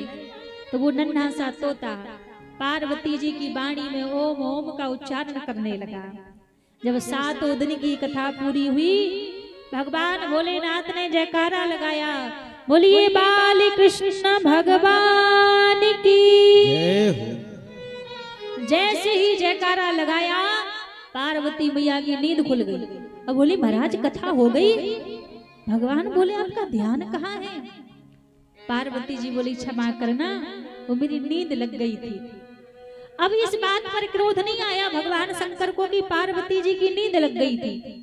भगवान शंकर सोचने लगे जब पार्वती मैया की नींद लग गई थी तो फिर ओम ओम का उच्चारण कौन कर रहा था?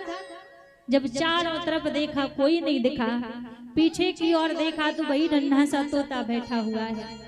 उसको मारने का प्रयास किया, वो नन्हा सा तोता उड़ता उड़ता बद्रीनाथ धाम की ओर पहुंचा जहां वेद व्यास जी की पत्नी बिटिका देवी छींक लेने के लिए जिन्होंने अपना मुख खोला, सूक्ष्म रूप बनाकर मुख के द्वारा वो नन्हा सा तोता उनके गर्भ में प्रवेश कर गया। फिर 12 वर्ष तक सुखदेव जी महाराज बिटिका देवी के गर्भ में रहे। 12 वर्ष बाद जन्म लिया और जन्म लेते सीधे वन की ओर भागने लगे, वन की ओर जाने लगे।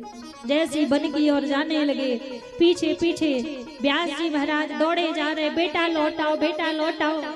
लेकिन सुखदेव जी महाराज पलट कर भी नहीं देखते हैं। जब सुखदेव जी गए तो रास्ते में कुछ कन्याएं स्नान कर रही थी। सुखदेव जी वहां से निकले, उन्होंने कोई पर्दा नहीं किया। लेकिन जब वहां से व्यास जी जाने लगे तो वो कन्याएं पर्दा करने लगी। बोले महाराज हमें क्षमा कीजिएगा, हमें पता नहीं था कि आप यहाँ से जाएंगे। व्यास जी बोले एक बात बताओ, जब मेरा पुत्र तुम्हारे सामने से निकल कर गया तब तो तुम्हें लज्जा नहीं आई? और मैं तो तुम्हारे पिता की आयु का हूँ, मुझे देखकर तुम लज्जा कर रही हो। उन कन्याओं ने जवाब दिया, महाराज अभी अभी आपके जो पुत्र यहाँ से निकल कर गए हैं, अभी उनको ये ज्ञान नहीं है कि हम स्त्री हैं वो पुरुष है, उनसे कैसी लज्जा। लेकिन आपको तो ये ज्ञान है कि हम स्त्री हैं आप पुरुष हैं, इसलिए हम आपसे लज्जा कर रहे हैं। सुखदेव जी गए वन में जाकर भगवान के स्वरूप पर मोहित होकर भगवान के रंग में रंग कर वन में जाकर ध्यान लगाकर बैठ गए। बहुत प्रयास किया व्यास जी ने लौटाने का, पर सुखदेव जी लौट कर नहीं आए। कहते हैं भैया तुलसी कारी कावर पर चढ़े ना दूजो रंग, जिसके ऊपर एक बार इस कारे कन्हैया का रंग चढ़ जाए ना, दुनिया वाले लाख कोशिश कर लें उसके बाद फिर दुनिया का कोई रंग उसके ऊपर नहीं चढ़ता है। एक बार जो श्याम सुंदर का हो जाए फिर दुनिया वाले कितना भी प्रयास करें वो दुनिया वाले उसको फिर अपना नहीं बना सकते। जो एक बार प्रभु का बन जाए, प्रभु का हो जाए, क्योंकि हमारे ठाकुर जी की छवि है ही ऐसी, ठाकुर जी है ही ऐसे, सबको अपना बना लेते हैं। जो एक बार उनको देखे बस उनका ही हो जाता है। हमारे ब्रज में तो रसिक कहा करते हैं, गाया करते हैं, ठाकुर जी का स्वरूप कैसा है। तेरी मंदे मंदे मुस्कनिया पे, ठाकुर जी हल्का से यदि मंद मंद देखकर किसी को मुस्कुरा दे, सर्वस्व भूल जाता है, वो कुछ भी याद नहीं रहता फिर उसको। तेरी मंदे मंदे मुस्कनिया पे बलिहार साबरे, बलिहार साबरे, तेरी मंदे मंदे मुस्कनिया पे, तेरी मंदे मंदे मुस्कनिया पे बलिहार साबरे, बलिहार साबरे, तेरी मंदे मंदे मुस्कनिया पे, तेरी मंदे मंदे मुस्कनिया पे बलिहार साबरे, बलिहार साबरे, बलिहार साबरे, मैं बलिहार साबरे। तेरी मंदे मंदे मुस्कनिया पे, तेरी मंदे मंदे मुस्कनिया पे बलिहार साबरे, बलिहार साबरे, बलिहार साबरे, बलिहार साबरे। तेरे बाल बड़े घुंघराले, बादल हो कारे कारे, बाल बड़े घुंघराले, बादल हो कारे कारे, तेरे बाल बड़े घुंघराले, बादल हो कारे कारे, तेरे बाल बड़े घुंघराले, बादल हो कारे कारे, तेरी मोर मुकुट लटकनिया पे, तेरी मोर मुकुट लटकनिया पे बलिहार साबरे, बलिहार साबरे, बलिहार साबरे, तेरी मंदे मंदे मुस्कनिया पे, तेरी मंदे मंद मुस्कनिया पे बलिहार साबरे, बलिहार साबरे, बलिहार साबरे, बलिहार साबरे। साबरे सरकार की ताली सेवा करते हो सभी।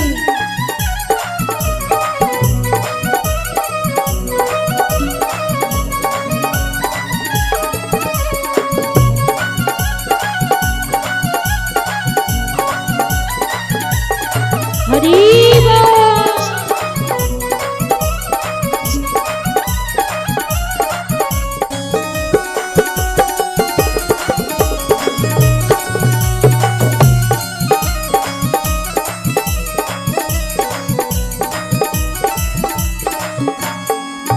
तेरे नैन बड़े कजरारे लगते हैं प्यारे प्यारे। नैन बड़े कजरारे लगते हैं कारे कारे। तेरे नैन बड़े कजरारे लगते हैं प्यारे प्यारे। तेरे नैन कजरारे लगते हैं कारे कारे। तेरी तिरछी सी चितवनिया पे तेरी तिरछी सी चितवनिया पे बलिहार सावरे बलिहार सावरे।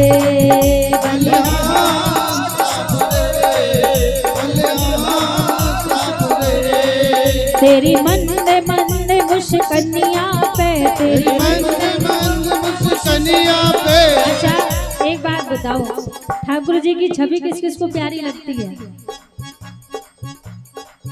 आजा इधर, सबको प्यारी लगती है ना? हाँ सच में या वैसे ही? बिहारी जी को देखा है? अच्छा किस किसने बिहारी जी को देखा है? अरे कोई बात नहीं, वृंदावन जाके ना देखा हो, मोबाइल में तो सबने देखा होगा ना। जिस जिसको ठाकुर जी की मुस्कान प्यारी लगती हो, ठाकुर जी की छवि प्यारी लगती हो, दोनों हाथ ऊपर खड़े करके कहिए, तेरी मंदे मंदे मुस्कनिया पे तेरी मंदे मंदे मुस्कनिया पे बलिहार सावरे बलिहार सावरे। बलिहार सावरे बलिहार सावरे। बलिहार सावरे बलिहार सावरे।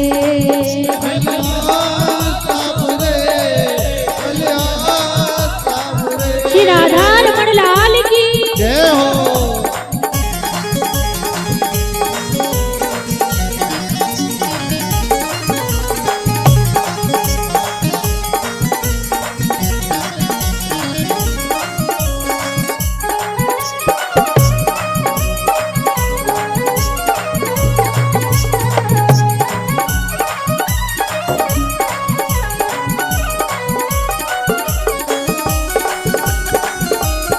हरि बोल।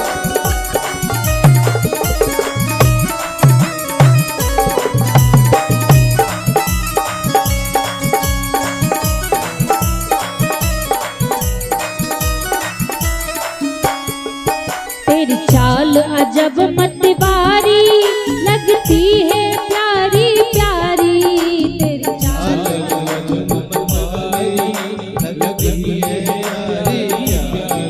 तेरी चाल अजब मतवारी लगती है प्यारी प्यारी। तेरी चाल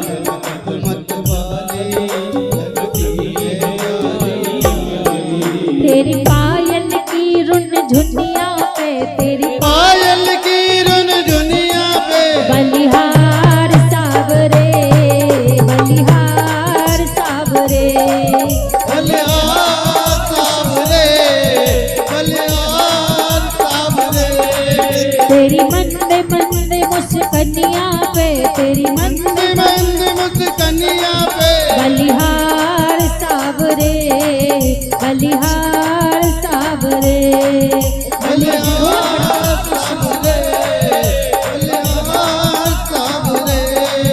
बलिहार सावरे बलिहार सावरे।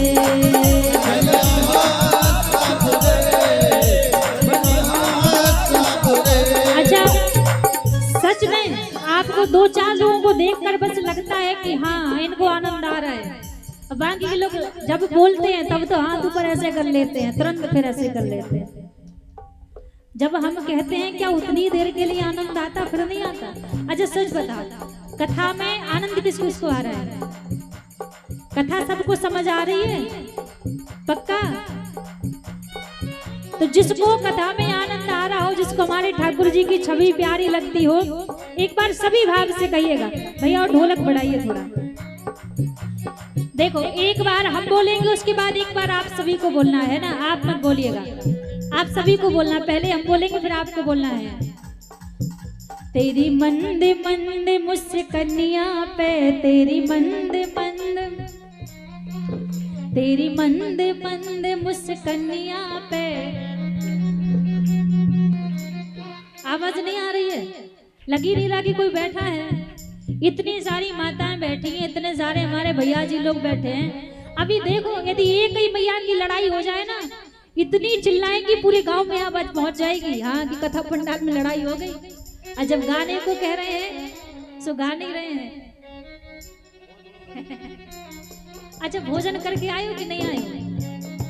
कोई बात नहीं, भोजन नहीं भी करके आए होगे तो सबके भोजन की व्यवस्था है। हमारी समिति ने बड़ी सुंदर सबके भोजन की व्यवस्था कर रखी है कि कुछ नहीं करना है, केवल घर से उठ कर आओ, 3 घंटे कथा सुनो, आराम से भोजन पाओ, जाके सो जाओ, हाँ और कुछ नहीं करना है। तो कम से कम भाव से कहिए ना, सबकी आवाज आनी चाहिए। तेरी मंद मंद मुस्कनिया पे, इधर से आवाज नहीं आ रही है। तेरी मंद मंद मुस्कनिया पे, तेरी मंद मंद, बलिहार सावरे, बलिहार सावरे, बलिहार सावरे, बलिहार सावरे, बलिहार सावरे,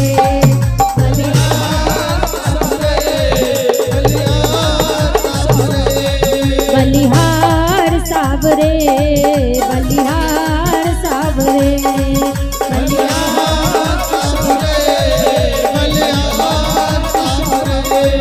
बलिहार सावरे, बलिहार सावरे, बलिहार सावरे। तेरी मंद मंद मुस्कनिया पे, बलिहार सावरे, बलिहार सावरे। जो भी ठाकुर जी को देखता है ना, फिर वो उन्हीं का हो जाता है।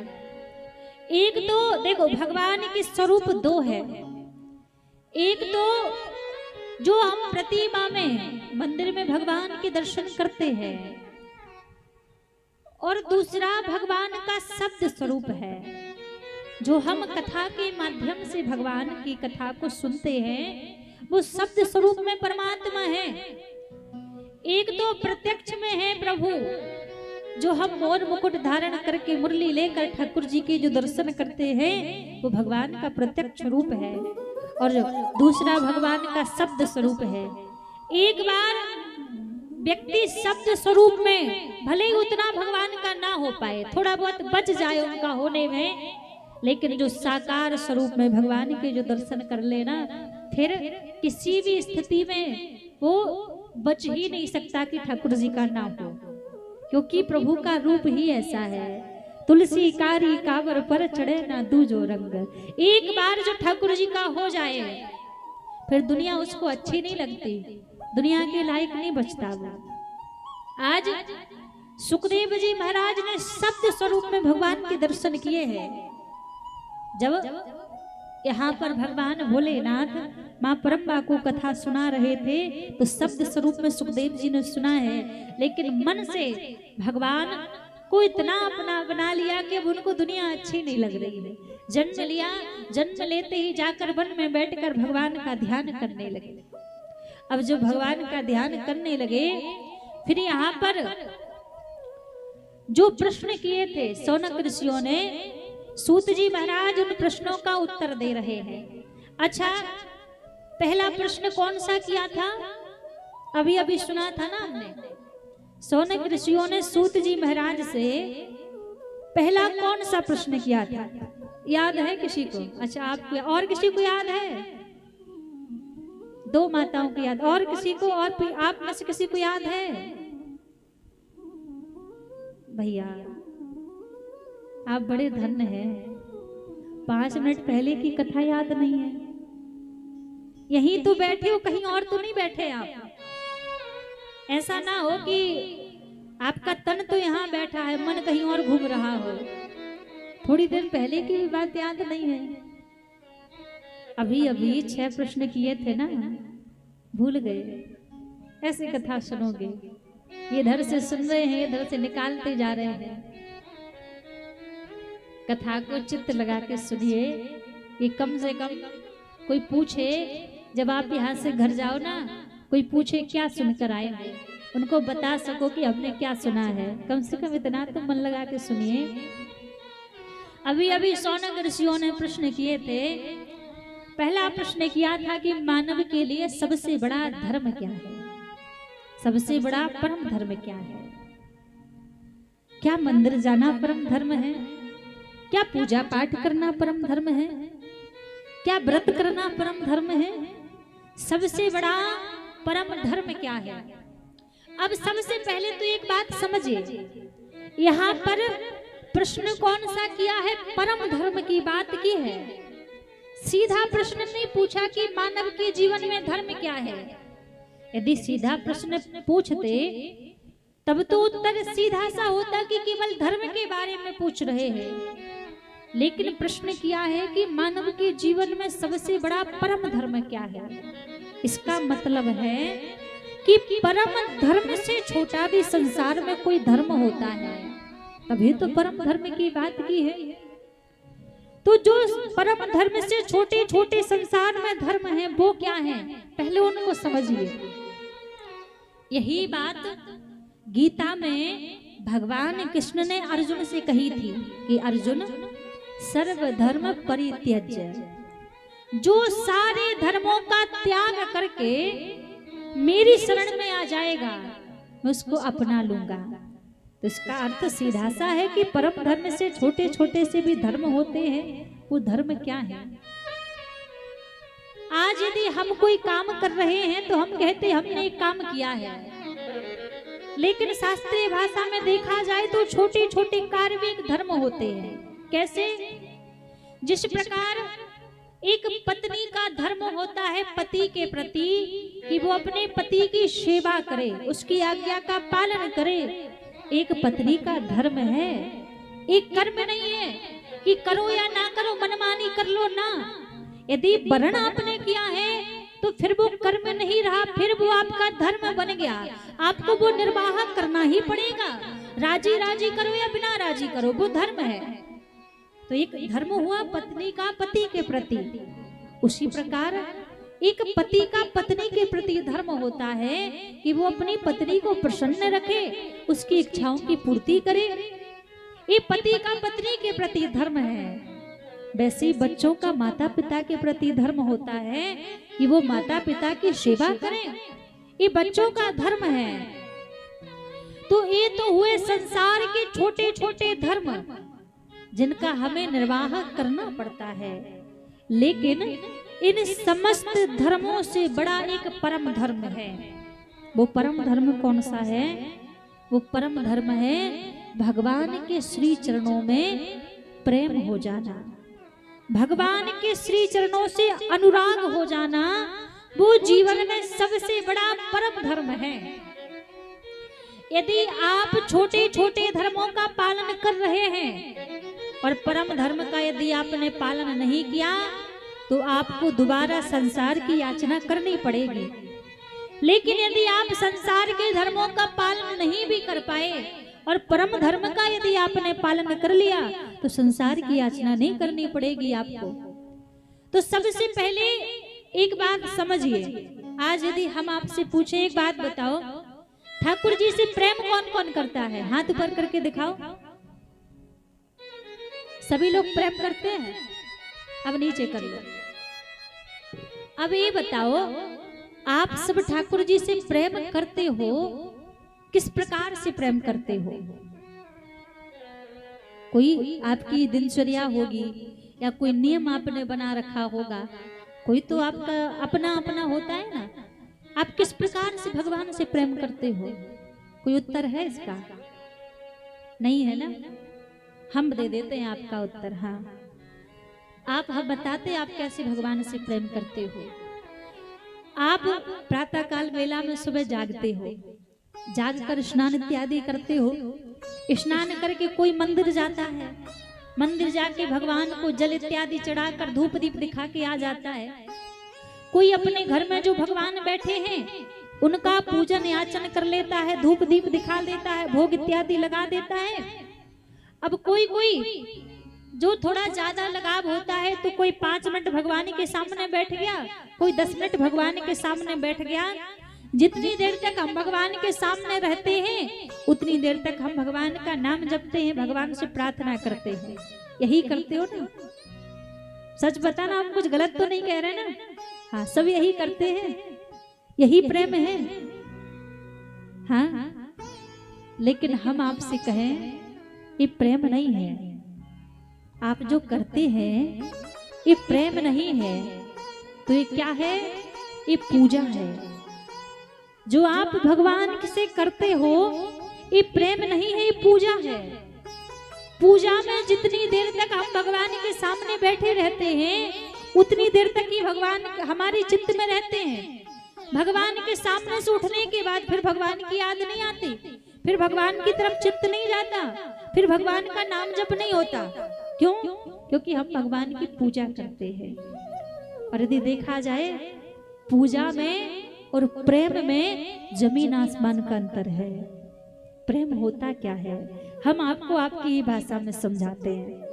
यदि आपका कोई बेटा है, ध्यान दीजिएगा, आपका घर का कोई बालक है, वो किसी काम हेतु कुछ दिनों के लिए परदेश चला जाए, किसी काम से कुछ दिन के लिए वो परदेश चला गया, तो क्या आप अपने घर में उसको याद करने के लिए 5 मिनट का समय निकालोगे कि 24 घंटे हो गए ये काम काज करते हुए, अब 5 मिनट बैठकर अपने बेटे को याद कर लिया जाए? ऐसा करोगे? करोगे? नहीं करोगे। क्यों नहीं करोगे? क्योंकि वो आपके चित्त से गया ही नहीं था। आप यदि घर में रोटी भी बना रही थी तो आपका ध्यान कहाँ जा रहा था? अपने बेटे के ऊपर की पता नहीं मेरे बेटे ने भोजन किए हैं या नहीं किए हैं। आप यदि घर में झाड़ू भी लगा रही हो ना तो आपका ध्यान अपने बेटे के ऊपर जा रहा है, पता नहीं मेरा बेटा क्या कर रहा होगा। आप यदि सोने के लिए भी जा रही हो तो आपका ध्यान तुरंत बेटे के ऊपर जाएगा, मैं तो सोने जा रही हूँ, पता नहीं मेरा बेटा अब तक सोया है या नहीं सोया है। मतलब आप घर में कुछ भी काम करोगे, हर काम को करते करते एक बार तो आपका चित्त आपके बेटे की ओर चला जाएगा, अलग से उसको याद नहीं करोगे। क्यों? क्योंकि आप अपने बेटे से प्रेम करते हो, उसकी पूजा नहीं करते, उससे प्रेम करते हो, इसलिए वो 24 घंटे आपके चित्त में रहता है। पर भगवान 24 घंटे चित्त में क्यों नहीं रहते? क्योंकि भगवान से आप प्रेम नहीं करते, भगवान की आप पूजा करते हैं। और जिस समय भगवान से प्रेम हो जाएगा ना तो ये थोड़ा थोड़ा समय नहीं निकालना पड़ेगा उनको याद करने के लिए। 24 घंटे भगवान आपकी याद में रहेंगे, 24 घंटे वो गोविंद आपकी चित्त में रहेंगे। जिस दिन प्रभु से आपको प्रेम हो जाएगा। पूजा कर रहे हैं, अच्छी बात है, करनी चाहिए, लेकिन प्रयास करो जितना प्रेम हम दुनिया वालों से करते हैं ना, हम ये नहीं कहते कि उतना ही प्रेम करो, उसमें से आधा प्रेम भी हमें गोविंद के चरणों में हो जाए, हम भवसागर से पार हो जाएंगे। आधा प्रेम भी हमें भगवान से हो जाए तो इस संसार में जन्म मरण का चक्कर छूट जाएगा। जितना प्रेम हम दुनिया वालों से करते हैं, पूजा करो या ना करो, लेकिन भगवान से प्रेम करो भैया। और प्रेम जिस दिन भगवान से हो जाएगा उस दिन अलग से समय नहीं निकालोगे। आप जिस भी स्थिति में रहोगे, जिस भी परिस्थिति में रहोगे, आप यदि हाथों से काम कर रहे हैं तो आपकी जिह्वा भगवान का नाम जपती रहेगी। आप कुछ भी करते रहोगे ना, चित्त भगवान के पास जाएगा, क्योंकि प्रेम जानते होता क्या है। जिस देश में परदेश में, आप किसी देश में रहो या प्रदेश में रहो, जिस भेष में परदेश में जिस देश में रहो राधा रमन राधा रमन श्री राधा रमन कहो। जिस संग में जिस रंग में जिस ढंग में रहो राधा रमन राधा रमन श्री राधा रमन कहो।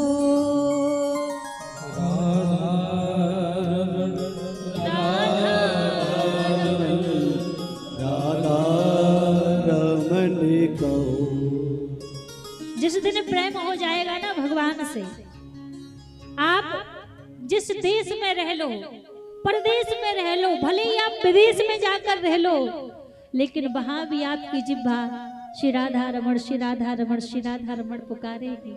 जिस दिन भगवान से प्रेम हो जाएगा, अलग से धूप दीप नहीं दिखाना पड़ेगा।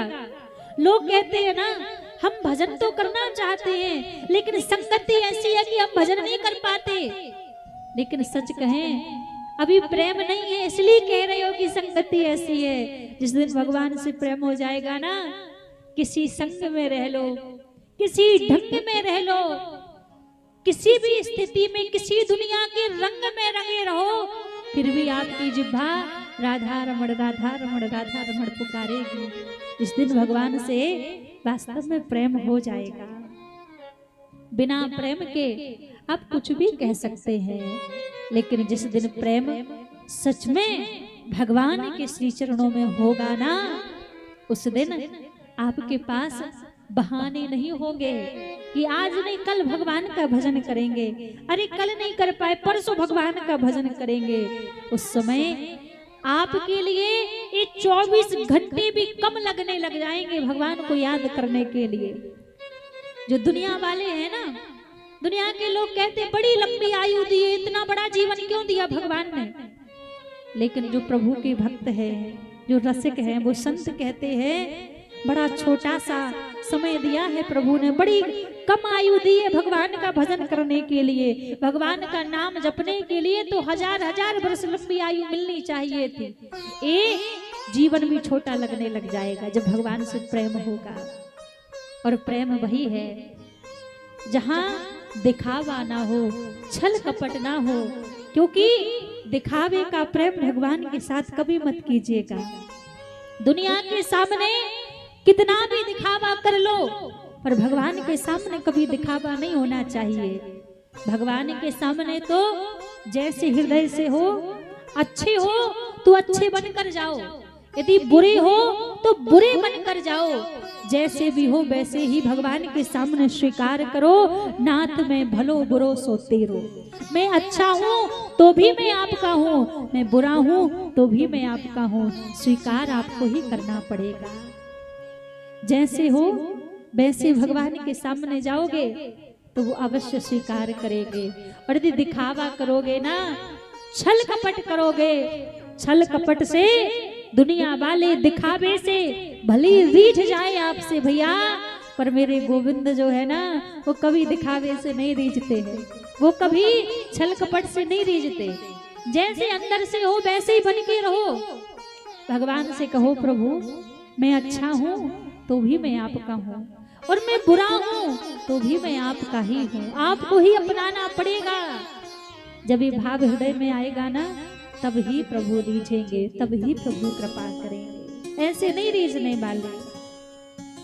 तो जीवन में सबसे बड़ा परम धर्म यही है कि भगवान के श्री चरणों में हमारा प्रेम हो जाए, प्रभु से हमारा अनुराग हो जाए। नवदा भक्ति बताई है, लेकिन नवदा भक्ति में जो सर्वश्रेष्ठ भक्ति है वो भगवान से संबंध की भक्ति है। यदि भगवान को जल्दी पाना है, आप चाहते हैं कि जल्दी से प्रभु रीझ जाएं, तो एक काम कीजिए, क्या भगवान से कोई रिश्ता बना लीजिए, भगवान से कोई संबंध बना लीजिए, क्योंकि संबंध की भक्ति में प्रभु बड़े जल्दी रीझ जाते हैं, बड़े जल्दी कृपा करते हैं। हम एक कथा आपको श्रवण कराएं। एक कथा कोई द्वापर की कथा नहीं है, कोई त्रेता की कथा नहीं है, इसी कलयुग की बात है और ज्यादा से ज्यादा 150 वर्ष पुरानी बात होगी, इससे ज्यादा पुरानी बात नहीं है। हमारे बरसाने में एक सेठ जी रहा करते थे, ध्यान दीजिएगा, बरसाने में एक सेठ जी रहते थे। सेठ जी की पत्नी का तो देहांत हो गया था, 3 बेटे थे घर में और 3 बहुएं थी। सेठ जी बड़े ही धनवान थे, लेकिन सेठ जी के मन में हमेशा एक बात का अभाव रहता, एक बात की पीड़ा रहती, क्या? सब कुछ तो भगवान ने दिया है, यदि एक बेटी और दे देते तो मैं इस दुनिया का सबसे धनवान व्यक्ति कहलाता।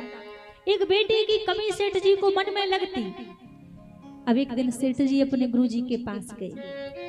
गुरुजी पूछने लगे, सेठ जी सब व्यापार वगैरह सब बढ़िया तो चल रहा है? सेठ जी बोले, खूब आनंद में है, सब बढ़िया चल रहा है, लेकिन महाराज एक कमी मेरे जीवन में है।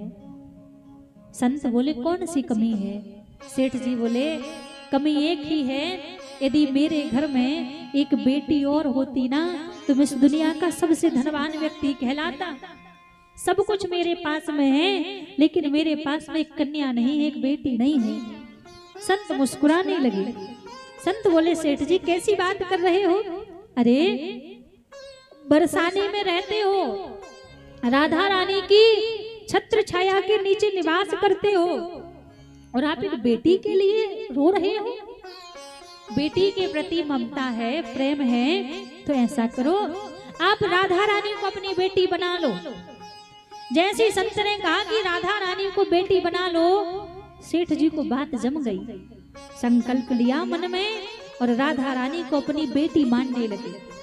एक राधा रानी का श्री विग्रह अपने घर लेकर आए, अपने कक्ष में रख लिया सेठ जी ने। अब तो बड़े प्रसन्न रहते हैं, सुबह अपनी दुकान पर जाते, दिन भर दुकान में कामकाज करते और शाम को लौट कर आते तो जो श्री राधा रानी का श्री विग्रह था उनके सामने बैठकर पूरे दिन भर की बात राधा रानी से किया करते। अब बड़े आनंद में रहते कि बेटी की कमी पूरी हो गई, बेटी का भाव राधा रानी से जोड़ लिया। अब एक दिन क्या हुआ, सेठ जी के घर में एक मनहारन चूड़ी पहनाने के लिए आया करती थी, हर महीने आती थी। तो मनहारिन सेठ जी के घर में सेठ जी की बहुओं को चूड़ी पहनाने के लिए आई। तो पहले सेठ जी की बड़ी बहू आई, चूड़ी पहनी, चूड़ी पहनकर अपने कमरे में चली गई। फिर बीच वाली बहू आई, बीच वाली बहू आई, आकर चूड़ी पहनी और चूड़ी पहनकर वो भी अपने कमरे में चली गई। फिर छोटी वाली बहू आई, उसने भी चूड़ी पहनी और चूड़ी पहनकर वो भी अपने कमरे में चली गई। अब इतने में क्या हुआ, मनहारन ने देखा कि एक चौथा हाथ चूड़ी पहनने के लिए आगे बढ़ा है। अब मनहारन देखने लगी कि इनके घर में तो 3 लोग ही है चूड़ी पहनने वाले, ये चौथा चूड़ी पहनने वाला कौन हो गया? पर मनहारन सोचने लगी, मुझे क्या लेना देना, मुझे तो पैसों से मतलब है, शायद कोई रिश्तेदार आए होंगे घर में, मुझे तो चूड़ी पहनाने से काम है।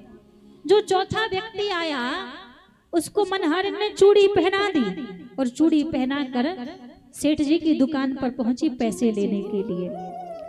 अब जैसे सेठ जी पैसे देने लगे तो जितने पैसे हर बार दिया करते थे उतने पैसे सेठ जी ने दिए। मनहारन बोली, सेठ जी इस बार पैसे कुछ ज्यादा लगेंगे। जैसे कहा कि पैसे कुछ ज्यादा लगेंगे तो सेठ जी बोले, क्यों, क्या तेरी चूड़ी का दाम बढ़ गया है जो पैसे ज्यादा लगेंगे? मनहारन बोली, ना, चूड़ी का दाम नहीं बढ़ा है, हर बार आपके घर में 3 लोग चूड़ी पहनते थे, लेकिन इस बार आपके घर में 4 लोगों ने चूड़ी पहनी है, इसलिए पैसे ज्यादा लगेंगे। सेठ जी बोले, मेरे घर में तो 3 बहुओं के अलावा चौथा कोई है ही नहीं चूड़ी पहनने वाला। अब मनहरन बोली देखो मैंने मुख तो देखा नहीं, घूंघट कर रखा था, पर मैं सच कह रही हूँ मैंने 4 लोगों को चूड़ी पहनाई है। सेठ जी बोले क्यों झूठ बोल रही है, सुबह ही तो मैं घर से आया हूँ, 3 बहुओं के अलावा चौथा कोई था ही नहीं, कौन चूड़ी पहन लेगा। सेठ जी ने कहा देख यदि ज्यादा पैसे चाहिए तो वैसे ही बता दे मैं दे दूंगा, पर झूठ मत बोल कि 4 लोगों ने चूड़ी पहनी है। मनहरन बोली सेठ जी मैं झूठ नहीं कह रही हूँ, आपको पैसे देना हो तो दीजिए, पर मैं सच कह रही हूँ कि मैंने 4 लोगों को चूड़ी पहनाई है। सेठ जी बोले देखो पहले मैं घर जाके पता करूंगा कि कौन आया है, उसके बाद तुझे पैसे दूंगा। सेठ जी ने पैसे नहीं दिए, वो मनहरन चली गई। अब शाम का समय हुआ तो वो सेठ जी अपने घर आए। घर आकर बहुओं से पूछने लगे बेटा हमारे घर में क्या कोई मेहमान आया है, हमारे घर में क्या कोई रिश्तेदार आए हैं। मनहरन कह रही थी कि 4 लोगों को चूड़ी पहनाई है। तीनों बहुओं बोली नहीं पिताजी घर में तो कोई नहीं आया, हम तीनों ही हैं, चौथा कोई आया ही नहीं। सेठ जी बोले मैंने भी उसको कहा कि 3 लोग ही घर में हैं, चौथा कोई है ही नहीं। सेठ जी बोले हो सकता है ज्यादा पैसे के लिए झूठ बोल रही हो, कोई बात नहीं। भोजन इत्यादि किए सेठ जी ने, अपने कमरे में पहुंच गए। राधा रानी के सामने थोड़ी देर तक बैठे और फिर जाकर सेठ जी सो गए। अब भैया जैसे सेठ जी तो सो गए, लेकिन राधा रानी पर नहीं रहा गया। सेठ जी के सपने में आ गई और सपने में आकर सेठ जी से कहती हैं तनबा बनायो तात नात ना निभायो है, आज 4 चूड़ी है तू मोहे बिसरायो है। स्वप्न में आकर राधा रानी बोली तनबा बनायो तात नात ना निभायो है। कहा पिताजी आपने मुझसे बेटी का रिश्ता बनाया था, लेकिन रिश्ता बनाने के बाद नात ना निभायो है, आज आपने वो रिश्ता निभाया नहीं। मैं अपने पिता का घर जान के आज 4 चूड़ी क्या पहन ली, आज 4 चूड़ी है तू मोहे बिसरायो है। आज 4 चूड़ी के लिए आपने अपनी बेटी को भुला दिया। 3 बहू तो याद थी, क्या आपके घर में केवल 3 बहुएं ही चूड़ी पहनने वाली है? 3 बहू याद किंतु बेटी नहीं याद रही, आज मनहारिन को मोल ना चुकायो है। बहुएं तो याद थी कि मेरी बहुएं चूड़ी पहनती हैं, क्या आपकी ये बेटी चूड़ी नहीं पहन सकती? आज मैंने 4 चूड़ी क्या पहन ली, तो आज 4 चूड़ी के लिए आपने मुझे भुला दिया, आपने मनहारिन का मोल नहीं चुकाया। इतना कहकर राधा रानी स्वप्न से चली गई। अब स्वप्न से तो भैया राधा रानी चली गई। सेठ जी घबरा कर तुरंत जागे और जागती सुध आई, मैं इतनी बड़ी गलती कैसे कर सकता हूँ? मैंने ही राधा रानी से रिश्ता बनाया था कि राधा रानी मेरी आज से बेटी है, लेकिन मैं वो रिश्ता नहीं निभा पाया। आज राधा रानी आई और उस संबंध को निभा दिया, लेकिन मैं उस संबंध को निभाना भूल गया। भैया यदि एक बार हम संबंध जोड़ लें भगवान से, हम भले ही वो संबंध निभा पाए या ना निभा पाए, लेकिन हमारे श्याम सुंदर हमारी राधा रानी ऐसी है, एक बार कोई कह दे कि आप मेरे हैं, उसी बात को मान लेती है कि आज से मेरा है। फिर राधा रानी कहती कि इसकी जिम्मेदारी अब इसकी नहीं है, अब इसकी सारी जिम्मेदारी तो मेरी है, क्योंकि अब तो मेरा बन चुका है। हम भले ही संबंध निभाना भूल जाएं, पर हमारी राधा रानी इतनी करुणामय है, इतनी कृपामय है कि कभी भी अपने भक्त को अकेला नहीं छोड़ती। हमारे जो श्याम सुंदर है ना, वो भी राधा रानी के चरणों को चापा करते हैं, क्योंकि श्याम सुंदर एक बार कृपा करने में शायद थोड़ी कंजूसी कर दे। ठाकुर जी कृपा करने में एक बार के लिए शायद कंजूसी कर दें, लेकिन हमारी राधा रानी ऐसी है, कृपा करने में कभी पीछे नहीं हटती। आप बिहारी जी के पास जाओगे और बिहारी जी के पास में जब आप जाओगे खूब प्रार्थना करोगे, बिहारी जी नहीं सुनेंगे, टाल देंगे, कोई बात नहीं, बाद में इसकी पुकार सुनूंगा। लेकिन राधा रानी ऐसी हैं, एक बार जो राधा रानी की चौखट पर चला जाए ना, हमारी स्वामिनी जी कभी भी उसकी बात को त्यागती नहीं है। और तो और छोड़ो, इतनी भोली भाली है राधा रानी। आप यदि अपने दुख भी जाकर राधा रानी के सामने रोओगे ना, तो राधा रानी जानते हो क्या कहती है? कहती अरे ये मेरे लिए रो रहा है, ये जो आंसू बहा रहा है ये अपने दुख के लिए आंसू नहीं बहा रहा, ये तो मेरे प्रेम में आंसू बहा रहा है। ऐसा हमारी स्वामी जी का स्वभाव है, ऐसा लाडली जी का स्वभाव है। एक बार कोई भक्त कह दे कि हे स्वामी जी मैं आपका हूं। राधा रानी के कई नाम हैं, एक नाम राधा रानी का बरसाने वाली है। बरसाने वाली नाम इसलिए नहीं है कि वो बरसाने में रहती इसलिए बरसाने वाली नाम है, ना, बरसाने वाली नाम राधा रानी का इसलिए है कभी किसी के अवगुण नहीं देखती, बिना अवगुण देखे राधा रानी कृपा बरसाती रहती है, निरंतर करुणा करती रहती है, इसलिए राधा रानी का नाम बरसाने वाली है। ऐसे करुणा करने का हमारी राधा रानी का स्वभाव है, हमारी श्यामा जी का स्वभाव है, इनकी तरह कोई नहीं है। हम तो बात आती है ना, यदि श्याम सुंदर और राधा रानी में से किसी एक को चुनना पड़े, दुनिया के लोग किसी एक को चुनने में संकोच कर लेंगे, लेकिन हम ब्रजवासी पूरे ठाट के साथ कह देते हैं कि हाँ हम राधा रानी के हैं, हाँ हम स्वामिनी जी के हैं। जब स्वामिनी जी के बनने पर श्याम सुंदर से भी जिद कर लेते हैं, श्याम सुंदर से भी लड़ाई कर लेते हैं। इतनी ब्रजवासियों में ठसक रहती है राधा रानी की कि हम राधा रानी वाले, हम स्वामिनी जी वाले हैं। ऐसी हमारी राधा रानी का स्वभाव है। अभी हम आपसे कह रहे हैं तो शायद आपको लग रहा होगा कि शायद वृंदावन से आए हैं इसलिए राधा रानी की इतनी करुणा गा रहे हैं, लेकिन आज के समय में राधा रानी की कृपा किसी से छिपी नहीं है, राधा रानी के नाम की महिमा किसी से छिपी नहीं है। आप किसी और को आप जानते हो या ना जानते हो, वैसे हमारे ब्रज में लाखों संत है, ऐसे ऐसे संत हैं कि जो वर्ष में एक ही बार जिनके दर्शन होते हैं, ऐसे ऐसे संत हैं, उनको आप जानते हो या ना जानते हो, लेकिन हमारे पूज्य प्रेमानंद जी महाराज को तो पूरी दुनिया जानती है। और उनसे बड़ी एक यदि परिचय राधा रानी के स्वभाव का देना हो ना, तो उनसे बड़ी कोई आज के समय में मिसाल नहीं है। पूज्य प्रेमानंद जी महाराज की दोनों किडनी खराब है, कई लोगों को भरोसा नहीं होता, लेकिन हम तो जानते हैं भैया दोनों किडनी नहीं है प्रेमानंद जी की। 20 साल होने को जा रहे हैं, 1-2 साल नहीं, लोग 2-4 साल से प्रेमानंद जी को जानने लगे, पर हम ब्रज के हैं, हम जानते हैं हम लोग भैया 20 साल होने को जा रहे हैं। महाराज जी की दोनों किडनी नहीं है, लेकिन बिना किडनी के होने के बाद भी राधा नाम के भरोसे, राधा नाम के सहारे पूरी दुनिया में दहाड़ते हैं आज वो। ये राधा नाम है, ये राधा रानी की कृपा है। राधा रानी की कृपा कैसी है? रागी कहे मिटे सब बाधा, आधो नाम तार है श्री राधा। व्यक्ति पूरा राधा नाम भी नहीं कह पाता, केवल रा अकेला कहता है, राधा रानी उसके पास आकर खड़ी हो जाती है।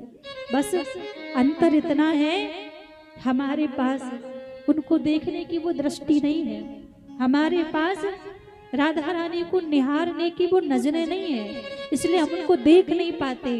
पर भरोसा मानिए, यदि आप उनके हो चुके हैं ना, तो हर एक कदम कदम पर हमारी स्वामिनी जो साथ देती है, हमारी राधा रानी साथ देती है। इसलिए हम तो कहते हैं भैया, होगी लोगों को दुनिया की जरूरत, दुनिया के सहारों की जरूरत होगी, हम तो स्वामिनी जी के हैं, हमें राधा नाम के सहारे, राधा नाम के अलावा इस संसार में किसी की जरूरत नहीं है। कोई अपना माने या ना माने उसकी मर्जी है, हमारी राधा रानी कहती है हमारे हैं। हम यही इसी बात का हमें गर्व है कि हम तो राधा रानी के हैं। आपको लगता है कि आप राधा रानी के बनिए होइए, कहिए राधा रानी से, हमारे साथ मिलकर कहिए, मिलकर सभी राधा रानी से कहिए, हे स्वामिनी जो हो राधा रानी के चरणों में रह लेंगे हम। जो मानते हैं कि हमें दुनिया वालों की जरूरत नहीं है वो कहिए, और जिनको लगता है कि हमें दुनिया वालों की जरूरत है तो भैया जबरदस्ती नहीं है कहने की। जिनको लगता है कि हमें दुनिया की जरूरत नहीं है तो वो गर्व से कहिए, हो राधा रानी के चरणों में रह लेंगे हम। राधा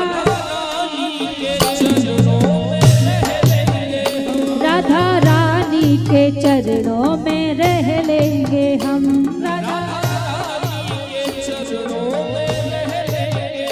परेशानी में ही लेंगे अगला जन्म,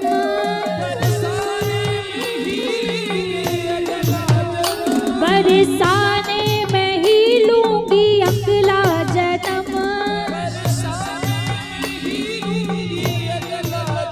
हो राधा रानी के चरणों में निकलेगा दम।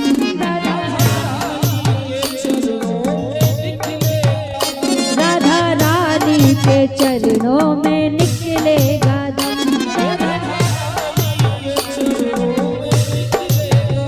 परेशानी में ही लूंगी अगला जन्म,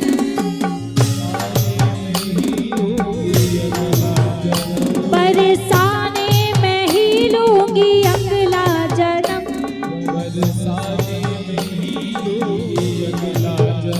राधा रानी के चरणों में निकलेगा दम। श्यामा प्यारी के चरणों में निकलेगा दम। लाडली सरकार की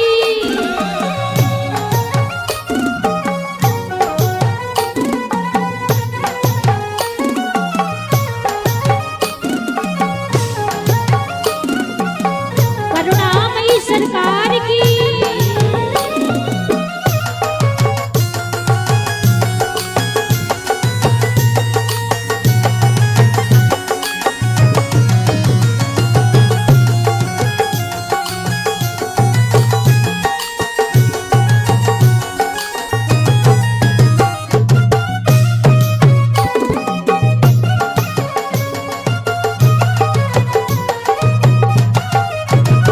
तेरे चरणों का हमने सहारा लिया, तेरे चरणों का हमने सहारा लिया। जैसे गुजरेगी वैसे गुजारेंगे हम, जैसे गुजरेगी वैसे गुजारेंगे हम। अपनी लाडों के चरणों में रह लेंगे हम। राधा रानी के चरणों में रह लेंगे हम।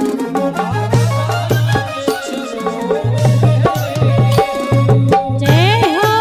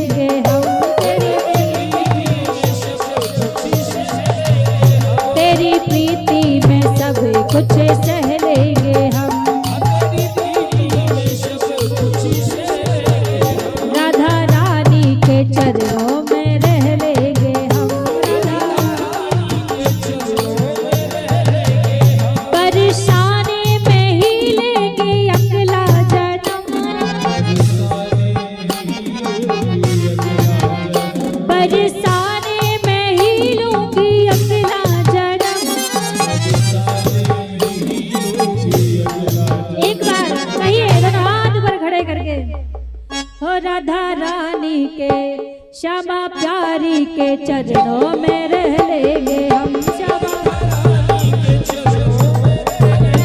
राधा रानी के चरणों में रह लेंगे हम। श्यामा प्यारी के चरणों में रह लेंगे हम। परेशानी में ही लेंगे अगला जन्म। परेशानी में ही लूंगी अगला जन्म।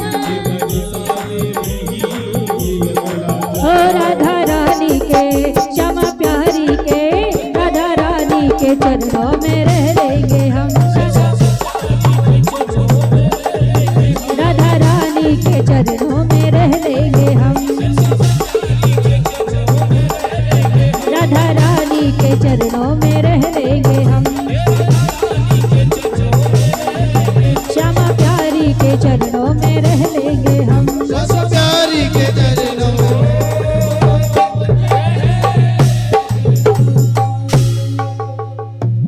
हो राधा रानी के चरणों में निकलेगा दम।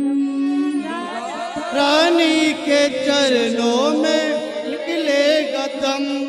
बरसाने में ही लूंगी अगला जन्म।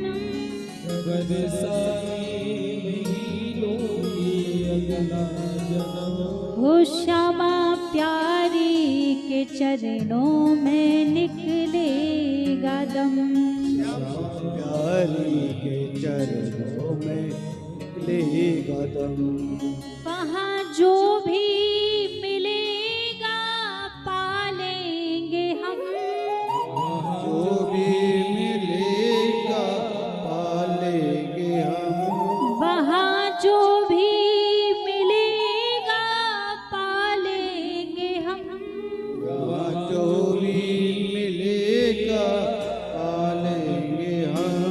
बरसाने में जीवन बिता लेंगे हम। बरसाने में जीवन बिता लेंगे हम। ब्रज भूमि में जीवन बिता लेंगे हम। ब्रज भूमि में जीवन बिता लेंगे हम। एक बार यदि राधा रानी के चरणों का आश्रय मिल जाए, फिर दुनिया के बड़े से बड़े सुख, दुनिया के बड़े से बड़े वैभव मन को नहीं भाते। फिर तो भैया एक ही आस मन में रहती है, एक ही इच्छा मन में रहती है, संसार नहीं चाहिए। फिर भक्ति नहीं कहता कि आप मुझे संसार दीजिए, ये नहीं कहता कि दुनिया के सुख आप मुझे दीजिए ना। एक ही भाव फिर भक्त के हृदय में होता है, अहो लड़ेती इतनी मोह पे कृपा करूं बलि जाऊं। सोवत जागत रटूं निरंतर राधा राधा गाऊं। बस इतनी कृपा कीजिए, मैं किसी भी स्थिति में रहूं, कहीं भी रहूं, आपका नाम ना छूटे।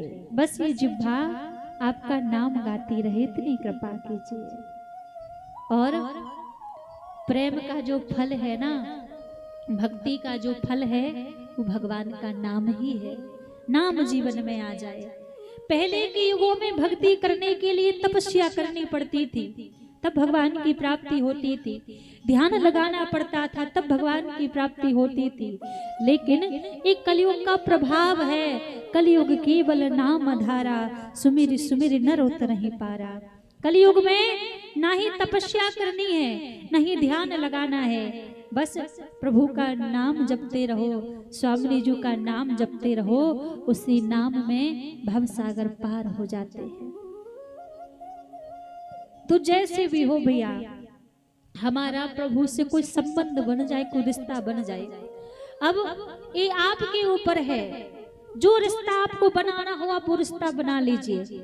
भाई बना लो, बहन बना लो राधा रानी को, मित्र सखा प्रेम जो आपका भाव हो वो रिश्ता बना लो। और हम तो कहते हैं जिस संबंध का जीवन में अभाव हो, जिस संबंध की जीवन में कमी हो, वही संबंध प्रभु से जोड़ दो। दुनिया वाले संबंध को निभाएं या ना निभाएं, पर एक बार यदि प्रभु से संबंध बन गया ना, जन्म जन्म तक उस संबंध को प्रभु निभाते हैं। इसीलिए संबंध की भक्ति सर्वश्रेष्ठ भक्ति कही गई है। संबंध होना चाहिए प्रभु से।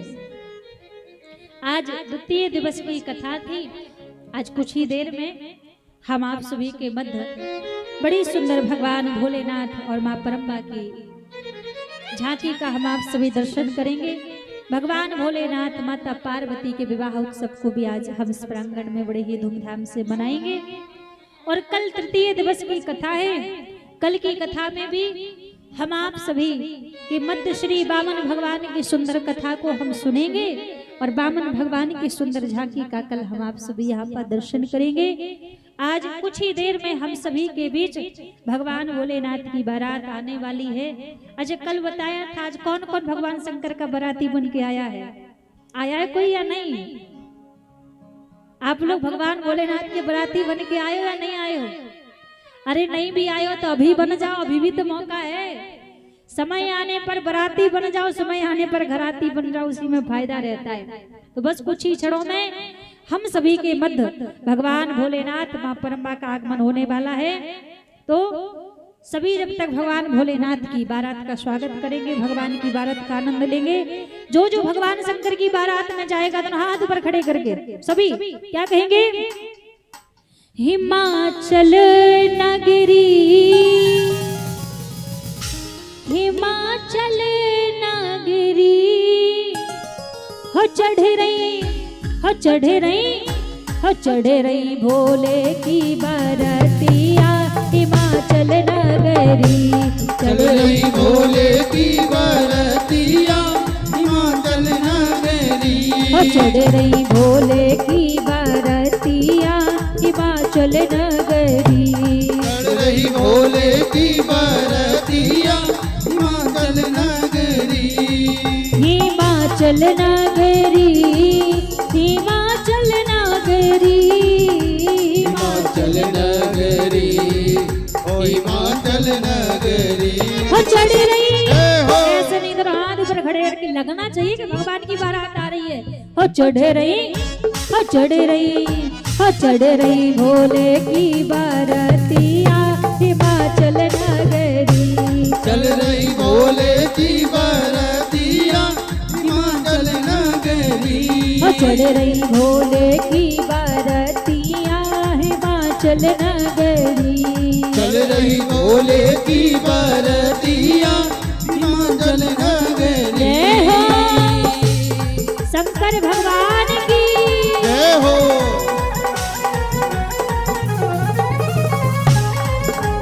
हर हर महादेव।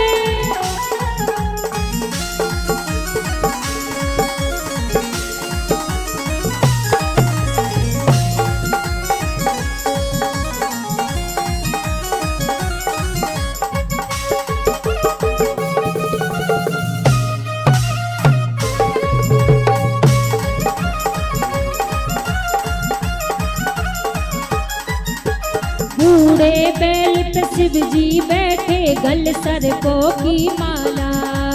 बूढ़े बैल पे शिव जी बैठे, गल सरकों की माला। बूढ़े बैल पे शिव जी बैठे, गल सरकों की माला। बूढ़े बैल पे शिव जी बैठे, गल सरकों की माला। अंग अंग में भस्म रमाए, पहने बिच्छू ब्याला। अंग अंग में भस्म रमाए, पहने बिच्छू ब्याला। ओढ़े जय हो ओढ़े जय हो। ओढ़े कारी सी कामरिया। हिमाचल नगरी ओढ़े काली सी कांवरिया, हिमाचल नगरी हो चढ़ रही भोले की बारातिया। हिमाचल नगरी चल रही भोले की बारातिया, हिमाचल नगरी जय हो। ताली सेवा करते हुए शंकर भगवान की जय हो।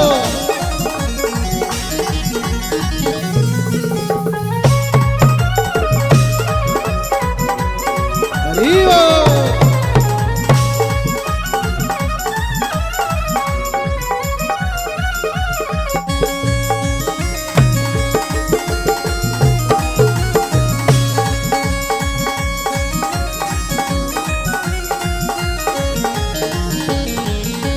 भूत प्रेत बेताल जोगनी नाच रहे हैं छम छम।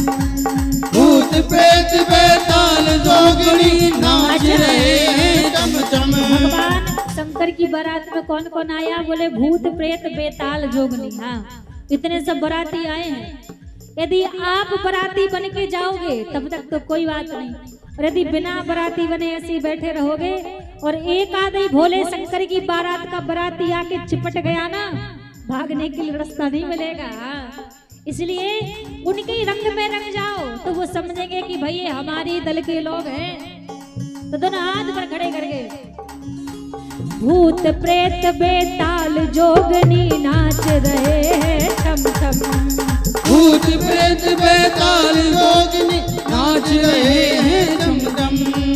देव विमानों में हैं बैठे बोल रहे हैं बम बम। देव विमानों में हैं बैठे बोल रहे हैं बम बम। मानो जय हो। मानो जय हो। मानो लागी है बजरिया हिमाचल नगरी।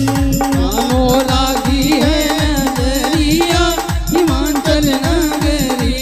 चढ़ रही भोले की बारतिया हिमाचल नगरी। वो चल रही भोले की बरतिया हिमाचल नगरी। जय हो।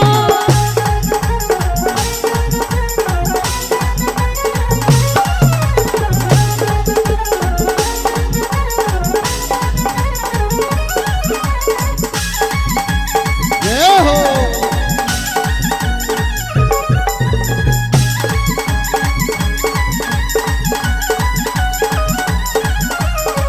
शंकर भगवान की जय हो।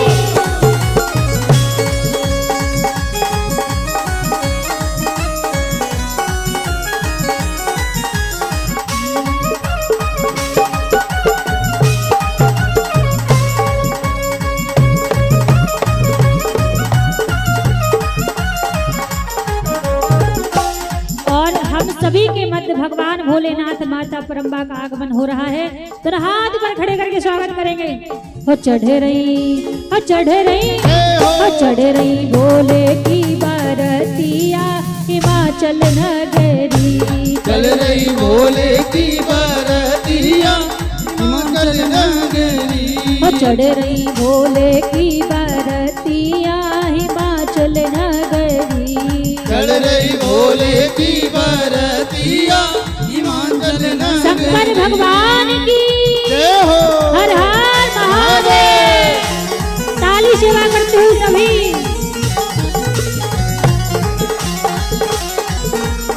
भैया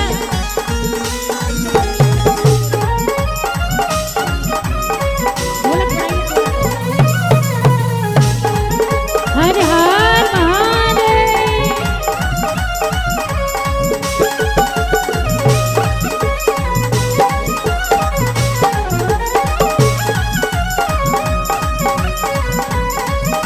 और हम सभी के बीच भगवान भोलेनाथ और माँ परम्बा का बड़ा सुंदर स्वरूप हम सबके बीच में है।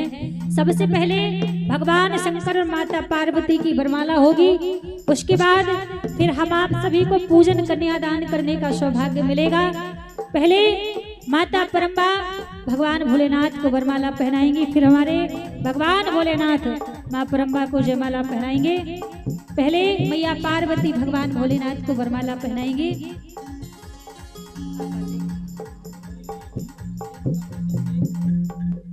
बोलिए शंकर भगवान की, जय हो। पार्वती मैया की जय हो।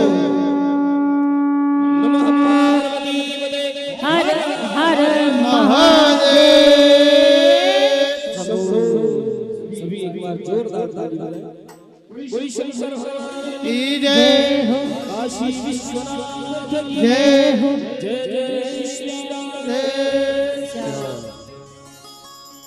सबसे पहले हमारी जो मुख्य जमात आप पूजन करेंगे।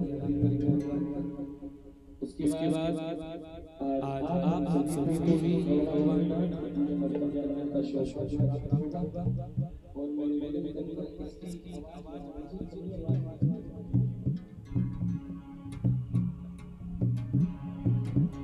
सबसे पहले हमारे यजमान जी आएंगे, भगवान शंकर और माता पार्वती का पूजन कन्यादान करेंगे। उसके बाद एक एक करके हमारे फिर सभी भैया जी दादाजी लोग आएंगे भगवान का पूजन करने के लिए। फिर उसके बाद एक एक करके सभी माताओं को भी आने का सौभाग्य मिलेगा। तो पहले हमारे यजमान जी के द्वारा भगवान भोलेनाथ माता पार्वती का कन्यादान पूजन होगा।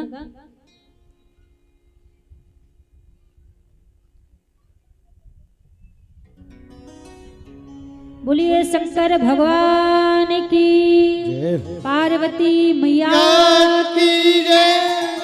हो चढ़े रही, हो चढ़े रही, हो चढ़े रही भोले की बरतिया हिमाचल नगरी। चल रही भोले की बरतिया हिमाचल नगरी।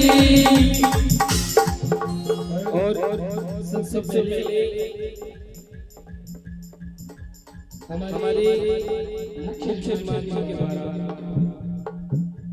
भगवान का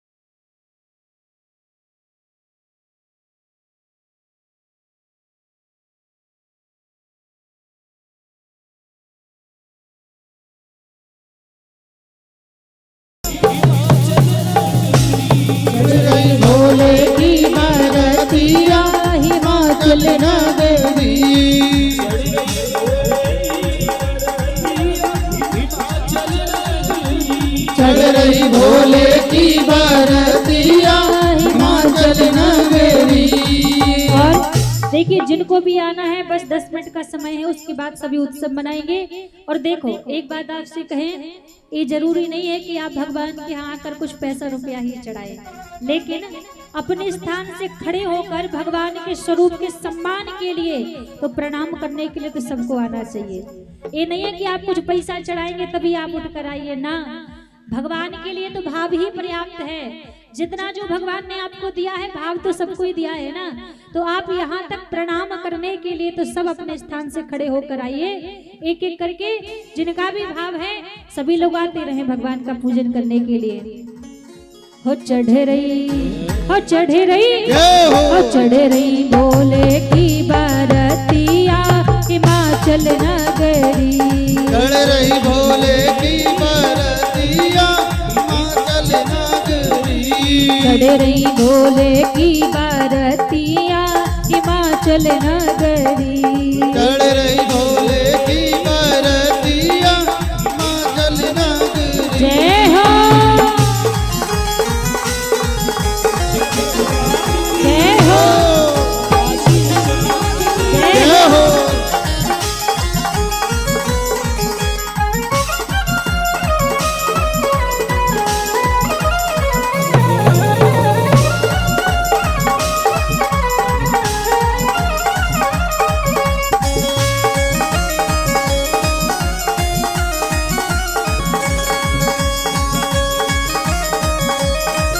और देखो, पूजन के बाद अभी किसी को जाना नहीं है। हाँ, हमारे कुछ भैया लोग जाने के लिए तैयार हो रहा, जाना नहीं है अभी। तो पूजन के बाद भगवान के विवाह के उत्सव का आनंद लेंगे। और कथा की आरती के बाद फिर आप सभी के लिए हमारी पूरी समिति के द्वारा बड़ी सुंदर भोजन प्रसाद की व्यवस्था भी की गई है।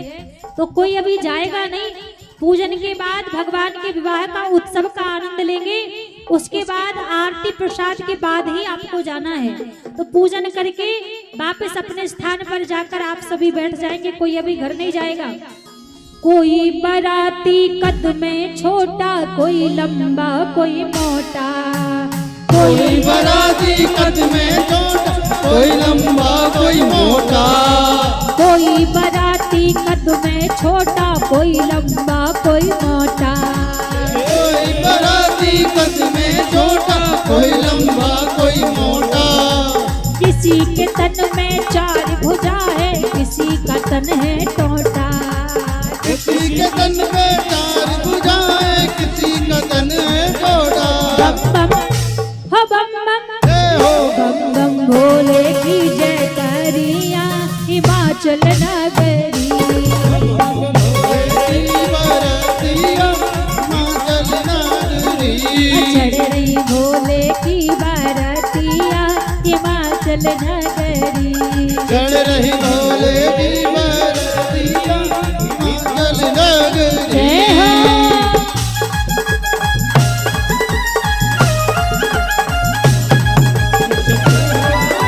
जय हो।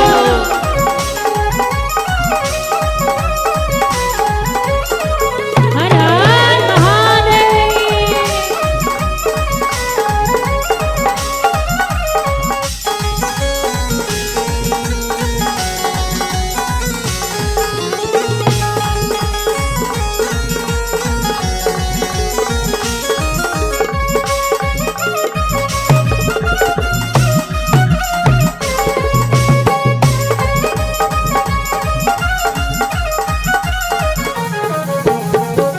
और जिन्होंने पूजन कर लिया है वो बैठते रहेंगे। जिनका पूजन हो चुका है वो अपने स्थान पर जाकर बैठते रहेंगे, भगवान के सामने खड़े नहीं रहेंगे। पूजन के बाद सब अपने स्थान पर चले जाएंगे। हाँ, और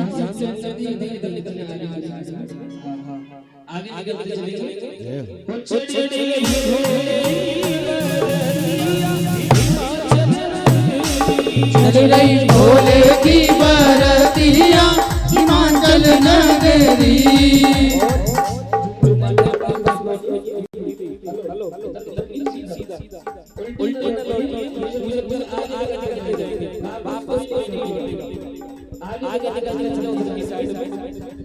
पीछे नहीं होगी कोई भी।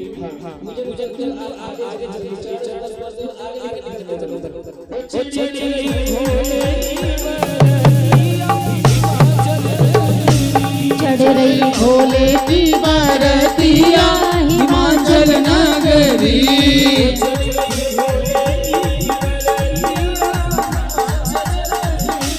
चल रही भोले की बरतिया हिमाचल नगरी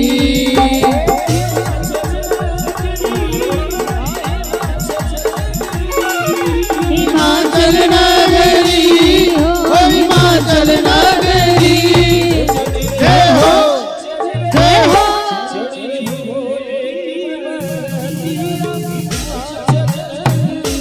चल रही भोले की बरतिया हिमाचल नगरी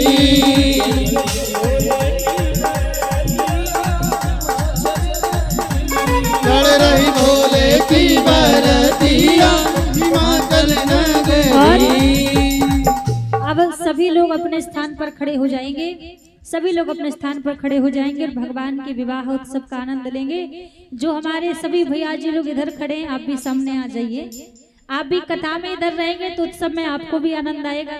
वहाँ अलग खड़े हैं, वहाँ कुछ नहीं हो रहा, इधर सभी लोग इधर आ जाइए सामने की ओर, सभी लोग आ जाए और सभी भगवान के विवाह उत्सव का आनंद लेंगे। जिन्होंने पूजन कर लिया है वो अपने स्थान पर पहुंच जाएंगे और जिनको पूजन करना है वो पूजन भी करते रहेंगे और बाकी के सभी लोग अपने स्थान पर खड़े होकर भगवान के विवाह उत्सव का आनंद लेंगे। अच्छा, भगवान भोलेनाथ और माँ परम्बा की जोड़ी किस किस को अच्छी लग रही है? हमारे भैया जी लोगों को नहीं लग रही है? अच्छी लग रही है। और कौन कौन भगवान शंकर की बारात में शामिल हुआ है? आज कौन कौन बारात में आया है? सभी आए हैं ना? दोनों हाथ पर खड़े करके नाचते झूमते हुए भगवान की बारात का आनंद लेंगे। क्या कहेंगे? सबके हाथ ऊपर होने चाहिए, सबके हाथ सीधे सीधे, हमारे भैया जी लोगों के हाथ भी ऊपर। और क्या कहेंगे? हो दूल्हा, हो दूल्हा, हो दूल्हा बन गए भोलेनाथ, दुल्हन पार्वती मैया। दूल्हा बन गए भोलेनाथ, दुल्हन पार्वती मैया। दूल्हा बन गए भोलेनाथ, दुल्हन पार्वती मैया।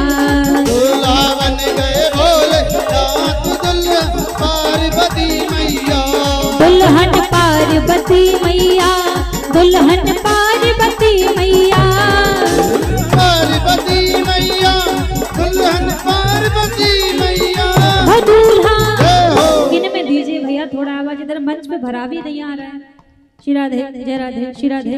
दोनों हाथ पर खड़े करके सभी हो दूल्हा, हो दूल्हा, हो दूल्हा बन गए भोलेनाथ, दुल्हन पार्वती मैया। दूल्हा बन गए भोलेनाथ, दुल्हन पार्वती मैया। दूल्हा बन गए भोलेनाथ, दुल्हन पार्वती मैया। दूल्हा बन गए भोलेनाथ, दुल्हन पार्वती मैया। जय हो।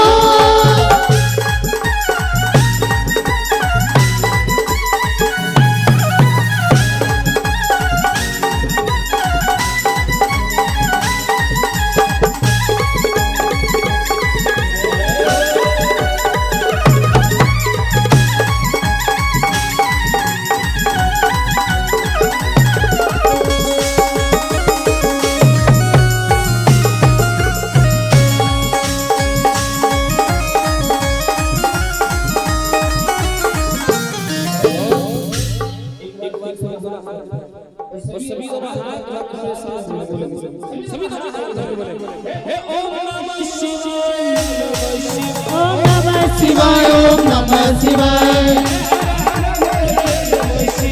हर हर भोले नमः शिवाय। हर हर भोले नमः शिवाय। ओम नमः शिवाय, ओम नमः शिवाय। हर हर भोले नमः शिवाय।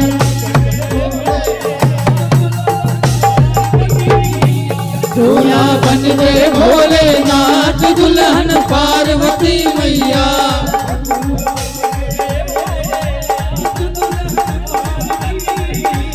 दूल्हा बन गए भोलेनाथ, दुल्हन पार्वती मैया।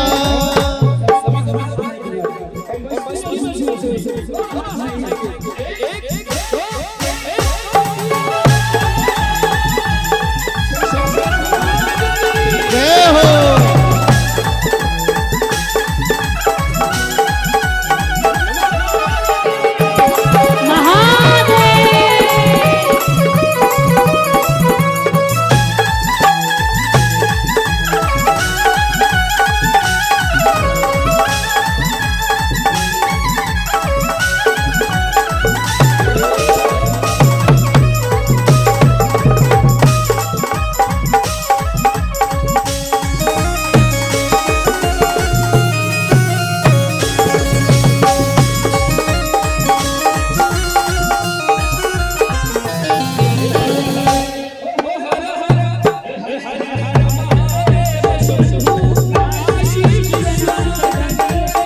हर हर महादेव शंभु काशी विश्वनाथ गंगे।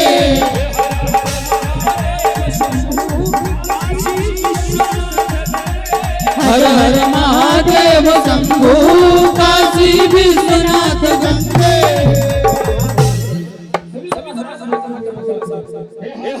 जय हो। जय हो।